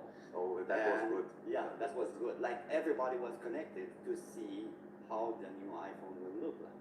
And here's Tim Cook introducing the new iPhone. But first, let's talk about Apple Cash, a new cryptocurrency that you could invest in right now, and within minutes you'll have like 10 times the invested amount back into your account. Too good to be true. It had all the red flags: sense of urgency, a good to too good to be true opportunity, and a trustworthy person that was talking about it. Limited time offer. Yeah, it ticks all the red flags, let's say, and they go by volumes. They don't need to trick everybody. They just need to trick a few and take a lot of money out of them. So where's the bad guy? Where are the bad guys in the world? The bad guys that do this. Oh, they're all over the place, but mostly they try to hide in countries where the legislations allow them to move freely. So there are some hotspots across the world when we're seeing, and those organizations or corporations are being set up, and they operate from there. So it sounds like we're losing this war. It sounds like this, and it makes sense. There's so much resources behind, and so many tricks that can be played that, even though we're doing our best, we're not catching up with the thing. But that's not true. I know there is a lot going behind the scenes, and I know we've talked about this and how we've talked about trying to restrict the scammers' access to their tools, restricting phone numbers they can use, restricting this and that. So I know that's common, all this stuff, but I'm sure a lot of people, myself included, don't know the details. So maybe you can tell me a little bit about what's going on behind the scenes that's trying to help. This is where the collaboration comes into place, what I was saying. One good example is, phone scams, which are incredibly popular because you don't have to, use a computer, anyone can receive a call. And this is a highly lucrative business for them. And also it's trying to be solved by governments and telecom companies as well. And the main issue here is keeping track of all the phone numbers that scammers are using. And they discovered that there is a marketplace of actually acquiring hundreds of thousands and millions of these numbers. And the main issue for them is they're being allowed to purchase these numbers. They have legitimate incorporated companies. They buy in bulk and they burn them each year. And there's a very good example, the British government, together with British Telecom, each year they would find those numbers, contact the registrar and tell, hey, take this number down, go through all the bureaucracy, take 1 million numbers down, and then just they buy another 1 million numbers, another name, another company, and they start out.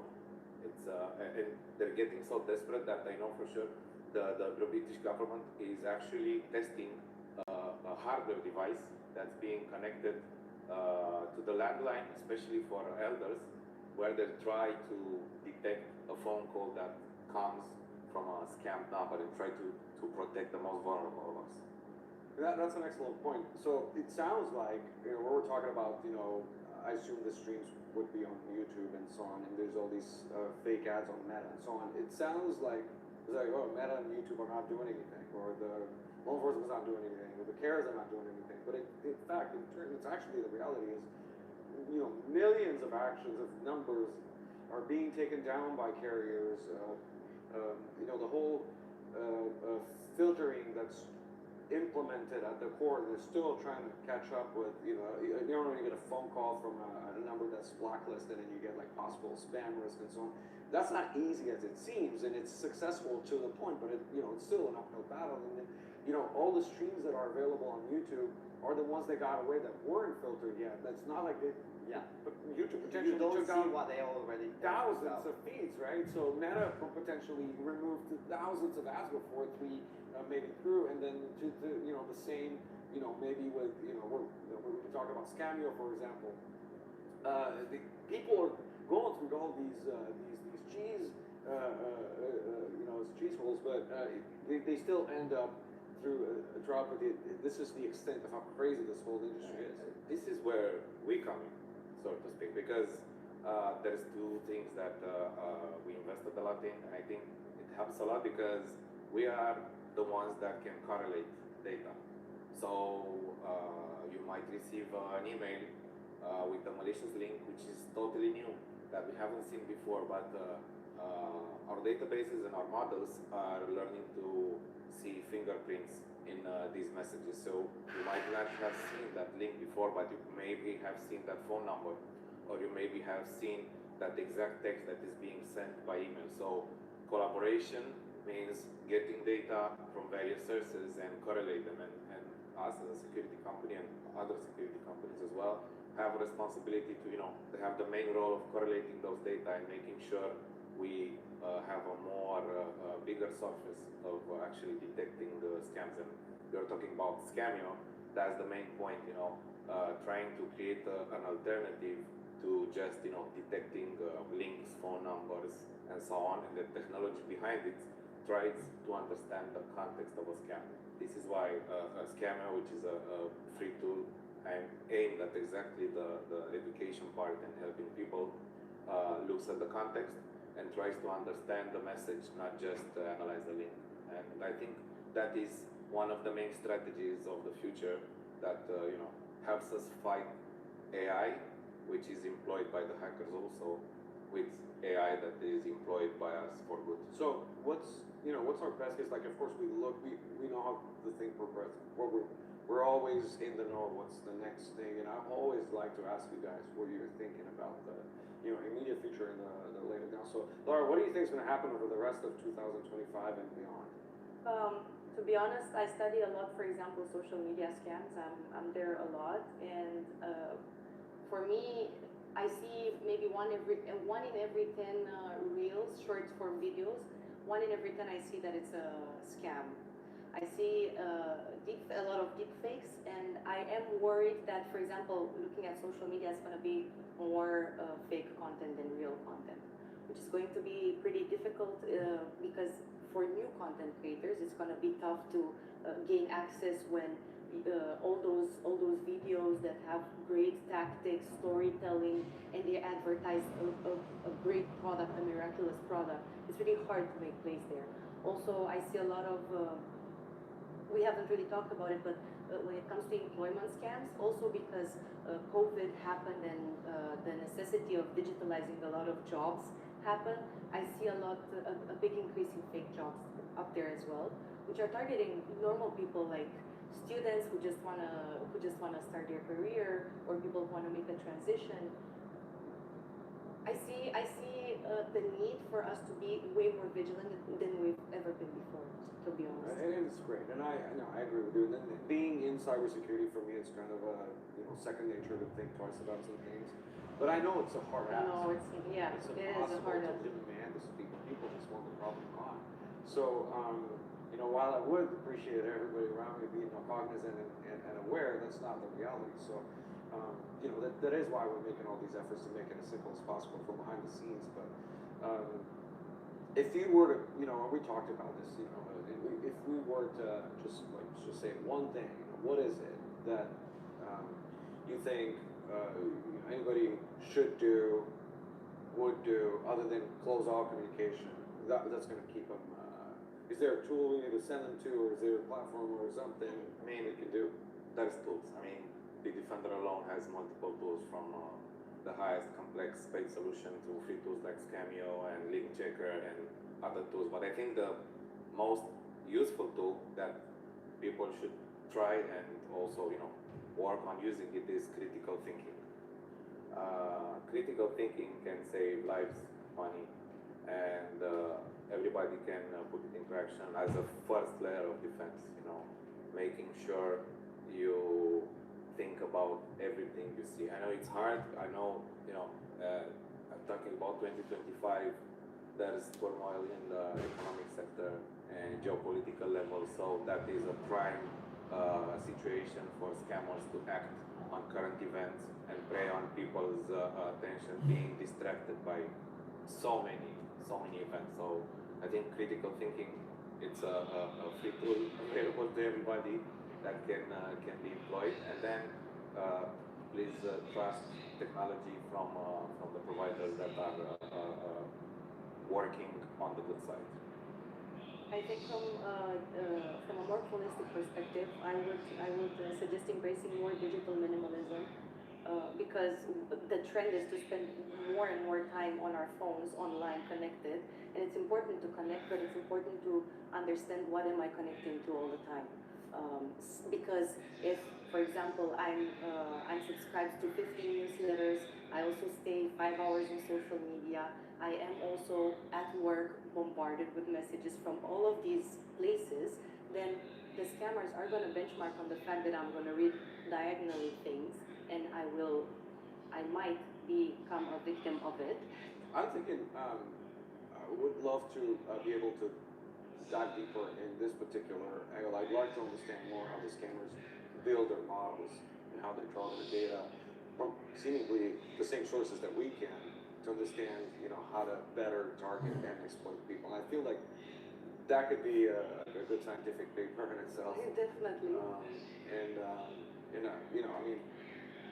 I would love to detail more about it. But if you have a couple of good examples right now about, or good stories of, what they have done in the past with previous scams that shocked the world, I would love to hear it. And then we can definitely dive into it some other time. Any scams that you can remember that were recent and they were one shockingly amazing good piece was published yesterday by Google Labs. I'm not sure when this clip will air to but look bit of an labs up for North Korea / Lazarus. There's a new type of scam that looks like it's state sponsored, and it targets people who deal with high volume cryptocurrency. So I'm gonna repeat again. State-sponsored attacks against people through scams. The scam starts like this. You're approached by a recruiter on LinkedIn, and they will be like, we have a senior software engineering position open at our cryptocurrency startup. You need to solve a challenge as a task, and if you get it right, we'll arrange an interview with a director of management, and you'll set for life. Okay, cool. You'll have to download the challenge from a GitHub or Bitbucket repository, and there's one tiny little file that executes on your computer. They are very strong on the stance that you need to do that on your work computer, not in a virtual machine, not in a container, because the software is incompatible with containers, and we need production grade software, right? When I'm usually saying that it's going to get a lot worse before it gets any better, people think that I'm a pessimistic, right? No, we're at a point where scams are being ran by governments, and these people have different resources, have different access to pools of talent in developing scams than regular cyber criminals do. So yeah, I guess that it's going to get a lot worse in the scam landscape before we manage to curb it. I think I have also an example. It's not so hardcore state-sponsored, but I think it's a very interesting situation.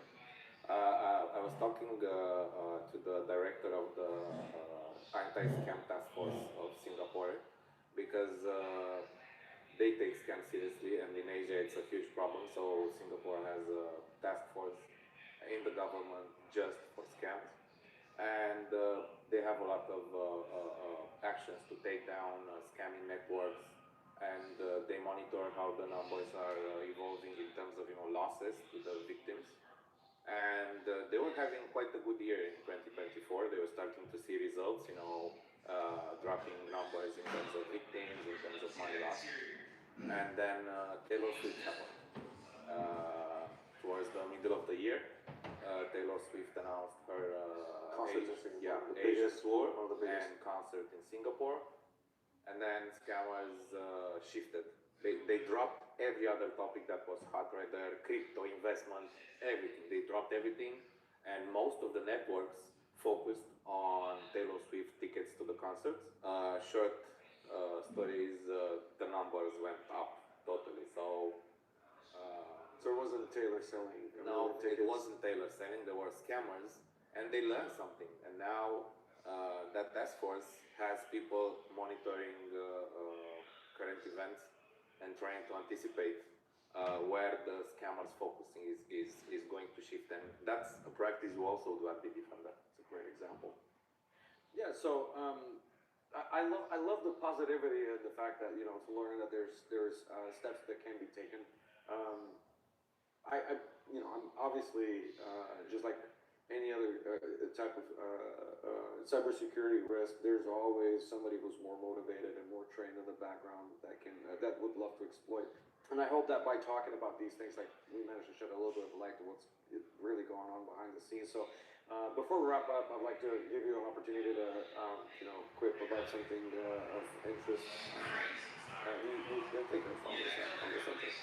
I would like to say again that I really hope that this year is the year we stop blaming victims for falling for scams, and we say from now on that they have been targeted by scams. I think not blaming victims, but really try to actually talk with their friends, talk with their family.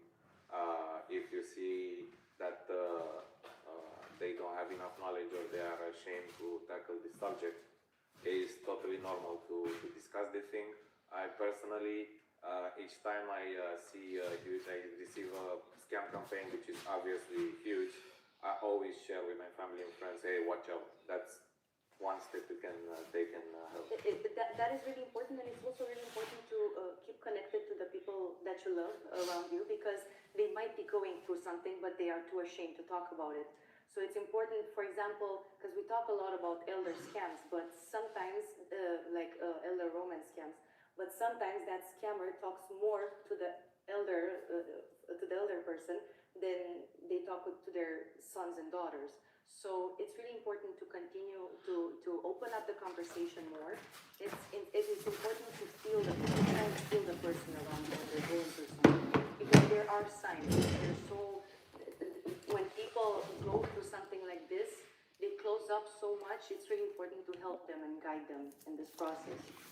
So a lot of your work focuses on reframing victim shaming, because we were talking a lot about education and the efforts that can be done to try to prevent things, and a lot of those efforts are potentially hampered by miscommunicating what's actually going on. So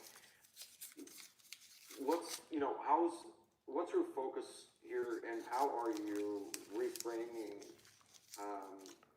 victim shaming in a way that's empowering potentially the people who are going through this? So it's a lot of content that we're trying to tackle, whether it's newsletters, video content, education in general, talking about it. A lot of my colleagues are going to conferences and to state out there that it's important to take this, to open up and stop shaming people targeted by scams. I mean, at the rate, and you have the numbers, at the rate there could be, a sizable population that has been targeted and has been caught up in a potential scam or another. I mean, by this point, we're not talking the people we've never met. We're talking, it's everybody. So, what's the point where we normalize the fact that, it can happen, and we understand that, shaming people or being ashamed is not gonna help us go through with the potentially upcoming ones. Eventually, you will need to take the Security Plus exam if you want to get certified. You could go to the CompTIA website and pay full price for that certification voucher, or if you went to professormesser.com/vouchers, you would be able to purchase the exact same voucher at a discount. So save a few bucks. Head over to professormesser.com/vouchers if you happen to live in the US or Canada. Now, if you do purchase it from our site, I'll give you something you can't get anywhere else, which is a copy of my Exam Hacks ebook. This is a list of tips and tricks that I've put together through the years of taking industry certification exams for things that can help you during the study process, also strategies you can use during the exam itself to hopefully maximize the number of points that you're going to score. That is something that is included for free automatically if you purchase the voucher from our site, not sold separately. It only is available with our success bundles and with our voucher purchases. So you can add that to your list. Let's go back to that question we asked earlier. The question is, which of the following is responsible for allowing, monitoring, and terminating connections? Which one would that be? Would it be a policy enforcement point, a policy engine, a control plane, a policy administrator, or an operational control? Let's click this link and see what the options are. This is the one that shows 41% of you said that it's the policy enforcement point. 20% say policy administrator, 18% say control plane. We have 11% that said operational control, and 7% that say policy engine. This is probably another one of those questions that a lot of people have looked at and tried to figure out, because this is something a little bit new when you start getting into the details of this particular topic. When you talk about these types of systems and being able to allow or disallow traffic flows through the network, there has to be some method to be able to make a decision on whether traffic is allowed or the traffic should be blocked. And to be able to make that determination, the place that is responsible for allowing, monitoring, and terminating connections, which was our question, the answer is indeed a policy enforcement point.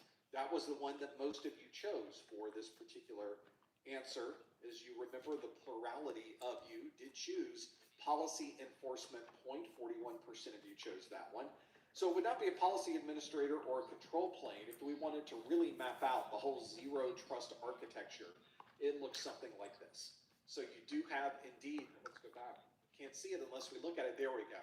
So you have the different planes of operation, your data plane and your control plane, and you can see how all of those different components work together to be able to make those decisions on your network. Policy enforcement point is what we were looking for. That is the right answer, and that's the one that makes those, ultimately decides what is allowed, what is monitored, what is terminated. It's the one doing all the hard work and making that happen. That is exactly where we should go. To ultimately, that is the part of that entire structure that is responsible for allowing and disallowing those connections. So that is the answer that we were looking for, policy enforcement point, and 41% of you got that one absolutely correct. What matters to post-university people? People who pick post want an online education that works on their schedule, so they can get a degree that can help move their career forward without having to leave the people that matter most behind. Are you a post person? At King Soopers, you never compromise. You get up high quality that's guaranteed fresh and down low prices in every aisle. With quality and savings that add up, King Soopers shoppers never compromise. King Soopers, fresh for everyone.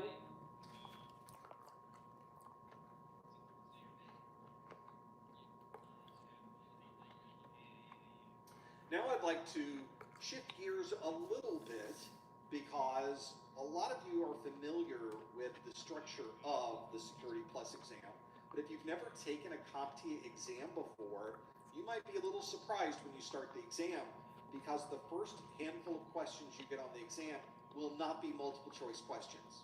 Multiple choice questions, of course, are very similar to the one we just looked at, where there was a question and there were multiple answers that you could select from. But of course, not all questions are going to be that way on the exam. Anything that is not a multiple choice question on the CompTIA exams is considered to be a performance-based So, question. in this course, we've examined how to configure a private CA and how to issue PKI certificates. We did this by exploring PKI certificate lifecycle, as well as deploying Windows CA and managing Windows certificate templates. We then acquired PKI certificates from the CA, configured an HTTPS binding, and then configured a website to accept client PKI certificates. You can easily answer anything that may be In our next course, we'll move on to explore how to plan the deployment, the placement, and the configuration of firewalls. Performance-based questions. So this one has a couple of extra steps to it, and in some ways I think this question I'm about to present to you may be a little bit harder than what you might see on the exam, which I don't think is necessarily a bad thing, but it does cover topics that are very important to the exam, and trust me, I think you'll get something out of this regardless of how difficult or not difficult you might think it would be. So, that being said, let's give you today's performance-based question. This is our performance-based question of the month. And it asks this question. Let me bring it up on my side because it's a big one. You can see there's a lot of text here. This one asks, a company uses 4 packaging computers in their shipping department, and the total cost of replacing all of the computers is $20,000. A failed device is valued at half of its original cost based on the parts value. So we get to use it for parts. 2 of the computers are expected to fail each year. Based on this information, calculate the ALE. So there, a big wordy question for us to jump into our performance-based questions of the month. If you break this one down, this one is actually much simpler than it seems to be based on this word question that's here. So for those of you listening in again, let me give you the question. It asks, a company uses 4 packaging computers in their shipping. All right, everybody, welcome back from The total lunch. cost of replacing all Good the to see you. computers is $20,000. We will be working on just your own personal projects, school project, classwork, and stuff like that. We have a couple of folks out testing right now. Based on this information, Michael is the only one that's going to be testing later. We've got 2 other people out right now. So we'll just be working on that. So if you have any questions, I'm here for you. Please ask. And a number of you are giving me some different values. And I love to see this.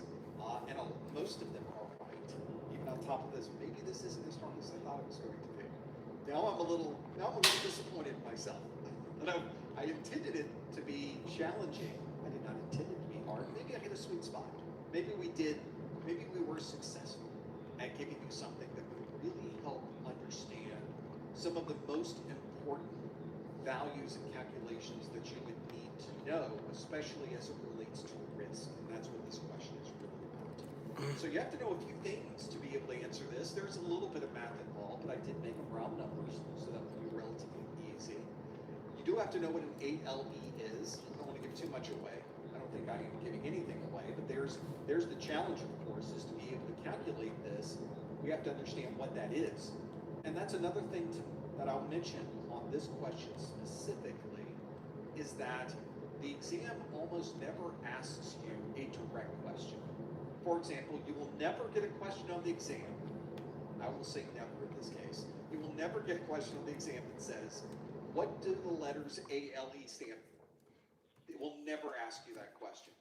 Instead, it will ask you a question where you are expected to implement or know how to calculate ALE, very similar to what we have in front of us.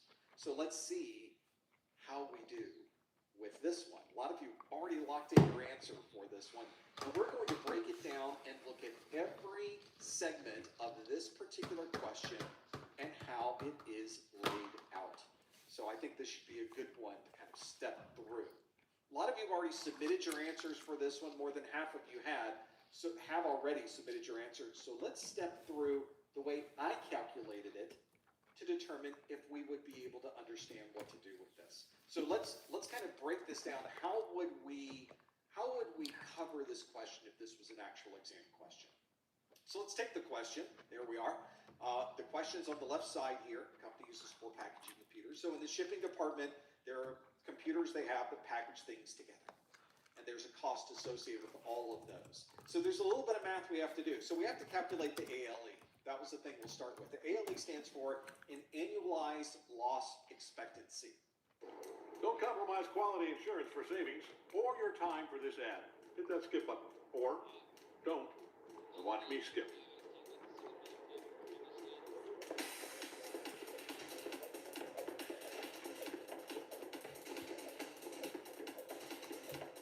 You in there? Yes. Yes. It's a dollar value that helps us understand how much money are we losing every year, or could we potentially lose every year based on the risks that we have. So something like shipping and receiving, I didn't even go into the details of how much money do we lose if we're not able to ship properly. That could really be added to this question, but I tried to keep it simple. To calculate the ALE, we need to multiply the ARO times the SLE. What? Wait, there's more abbreviations. It's okay, I break them out. The ARO is an annualized rate of occurrence. This is how much we expect this particular problem to occur in a 12-month or annual period. The SLE is a single loss expectancy, and that is a combination of the value of the asset multiplied by what's known as the exposure factor, or the EF. Yes, another abbreviation.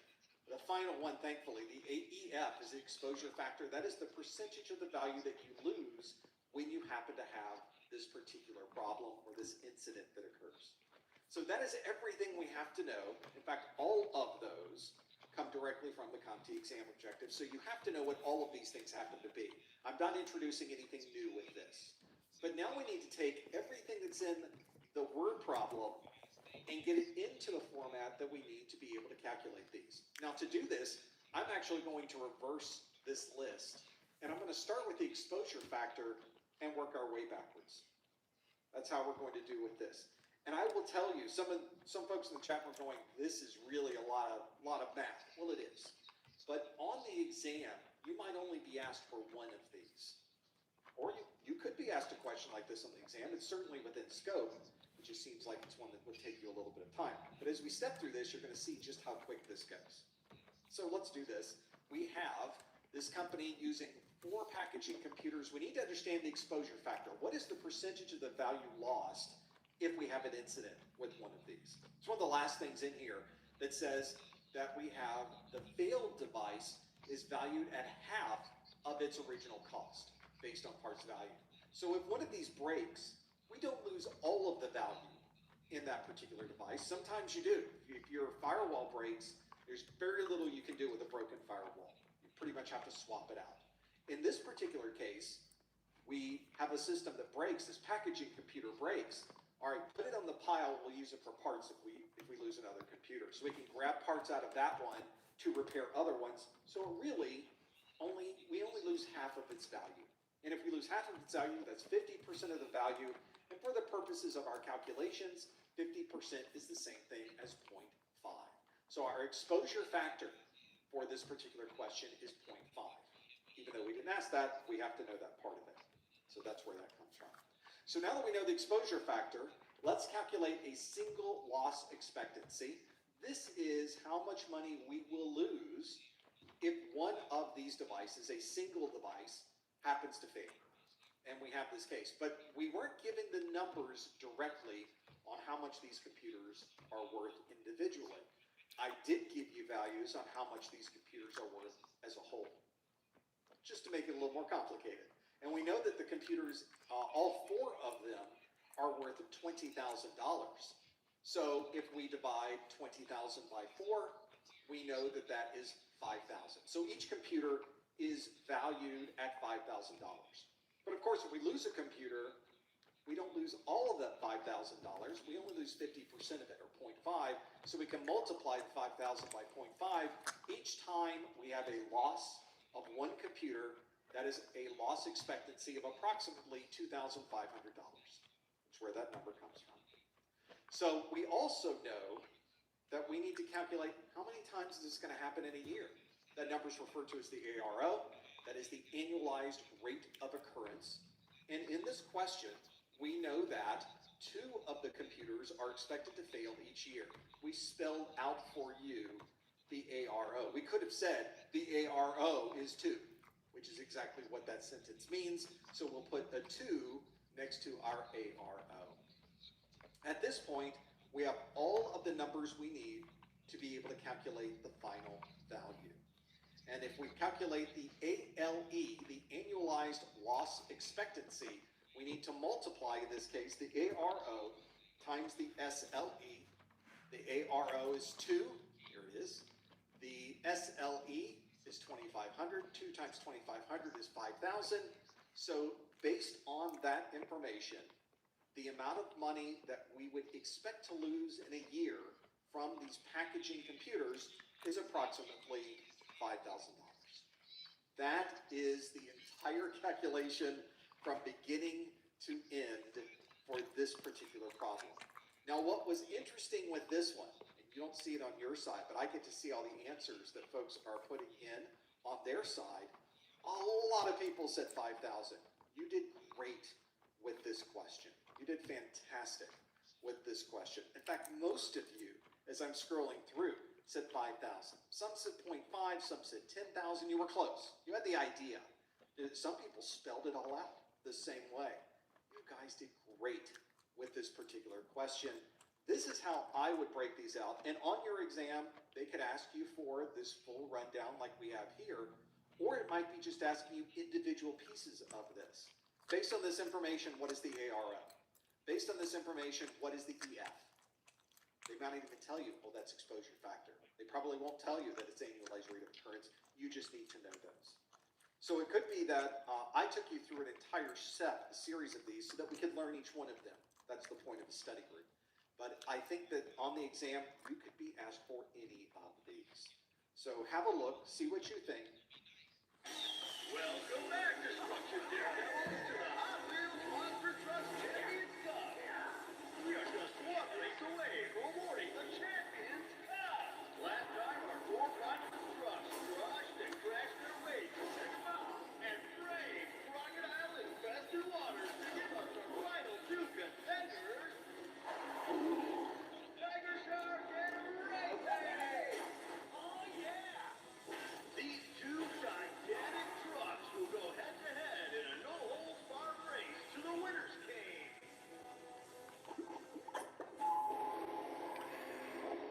First to get their tires on the Champions Cup wins!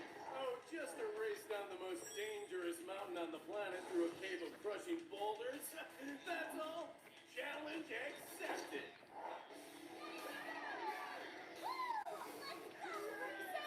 Bring the heat and win that Champions Cup! Come on, Tiger Shark. Show these trucks what a real predator can do. This is it, folks. The final race for the Champions Cup. On your mark, get set, go!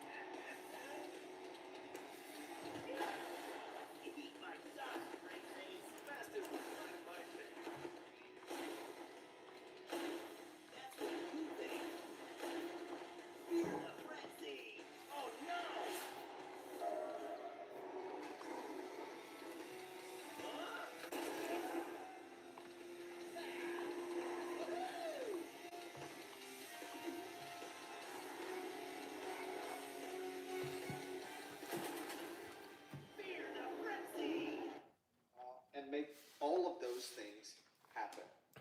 I'm going to very quickly, I just got a notice that someone is doing a thing in my home, and I need to forward my phone. How do you like that for a live event?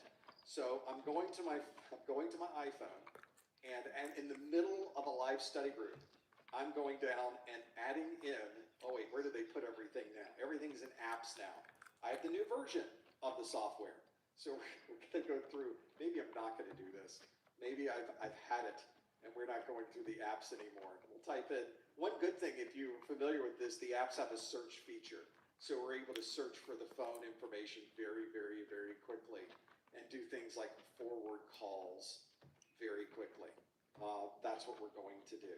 So hopefully you're familiar with these measurements. These are risk measurements. And for those of you that are familiar with these, this is from my SY0701 exam. It's in section 5.2. The video that you're looking for is called risk analysis. And it breaks down each one of these different variables so that if any of this you were unsure of these, you weren't familiar with the topic, or you just wanted more details about it, I would recommend going to that video.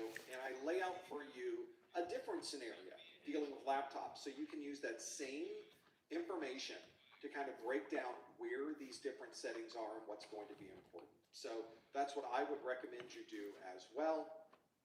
Make sure you're familiar with those topics. They could certainly show up on your exam. They're a very common thing for them to ask on exams. So make sure you're familiar with all of them. By the way, you did great with that performance-based question. You crushed it much better than I was expecting. So well done with that. Some folks have really been studying their calculations of risk, and you can tell it really shows. Let's do another question. This time, let's go back to a multiple choice question. So anybody can answer this one, and we have a pretty good chance of getting this one right. This next question asks, let me bring it up on my side so I can ask you the right question. A company has discovered JavaScript embedded within the text of their public message board. Which of the following would be the most likely description of this attack? Would this be, if you've been injured, we're on top of your case. From the very beginning to the very end, when you walk out the door with your settlement check. You just need to get better. Let us worry about all the other problems that come up. brute force, buffer overflow, XSS, race condition, or side loading? Got a few to choose from. The question again asks, a company has discovered JavaScript embedded within the text of their public message board.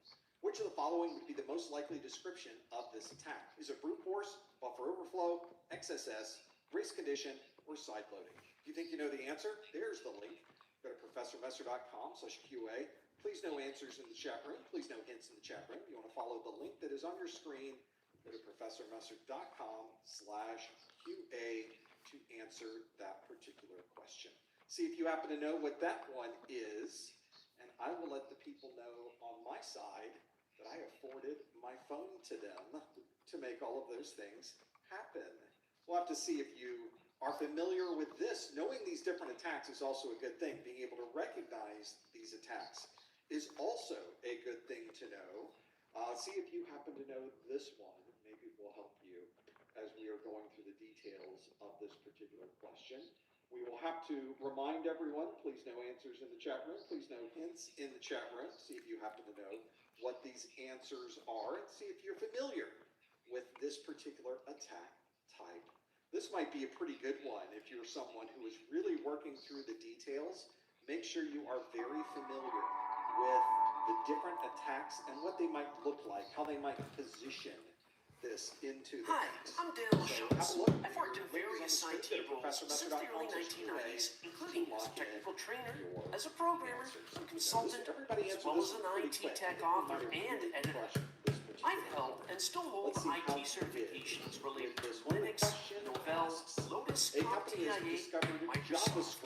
Some of my specialties over the years included networking, IT security, cloud solutions, Linux management, configuration, troubleshooting, across a wide array of Microsoft products. The CS0-002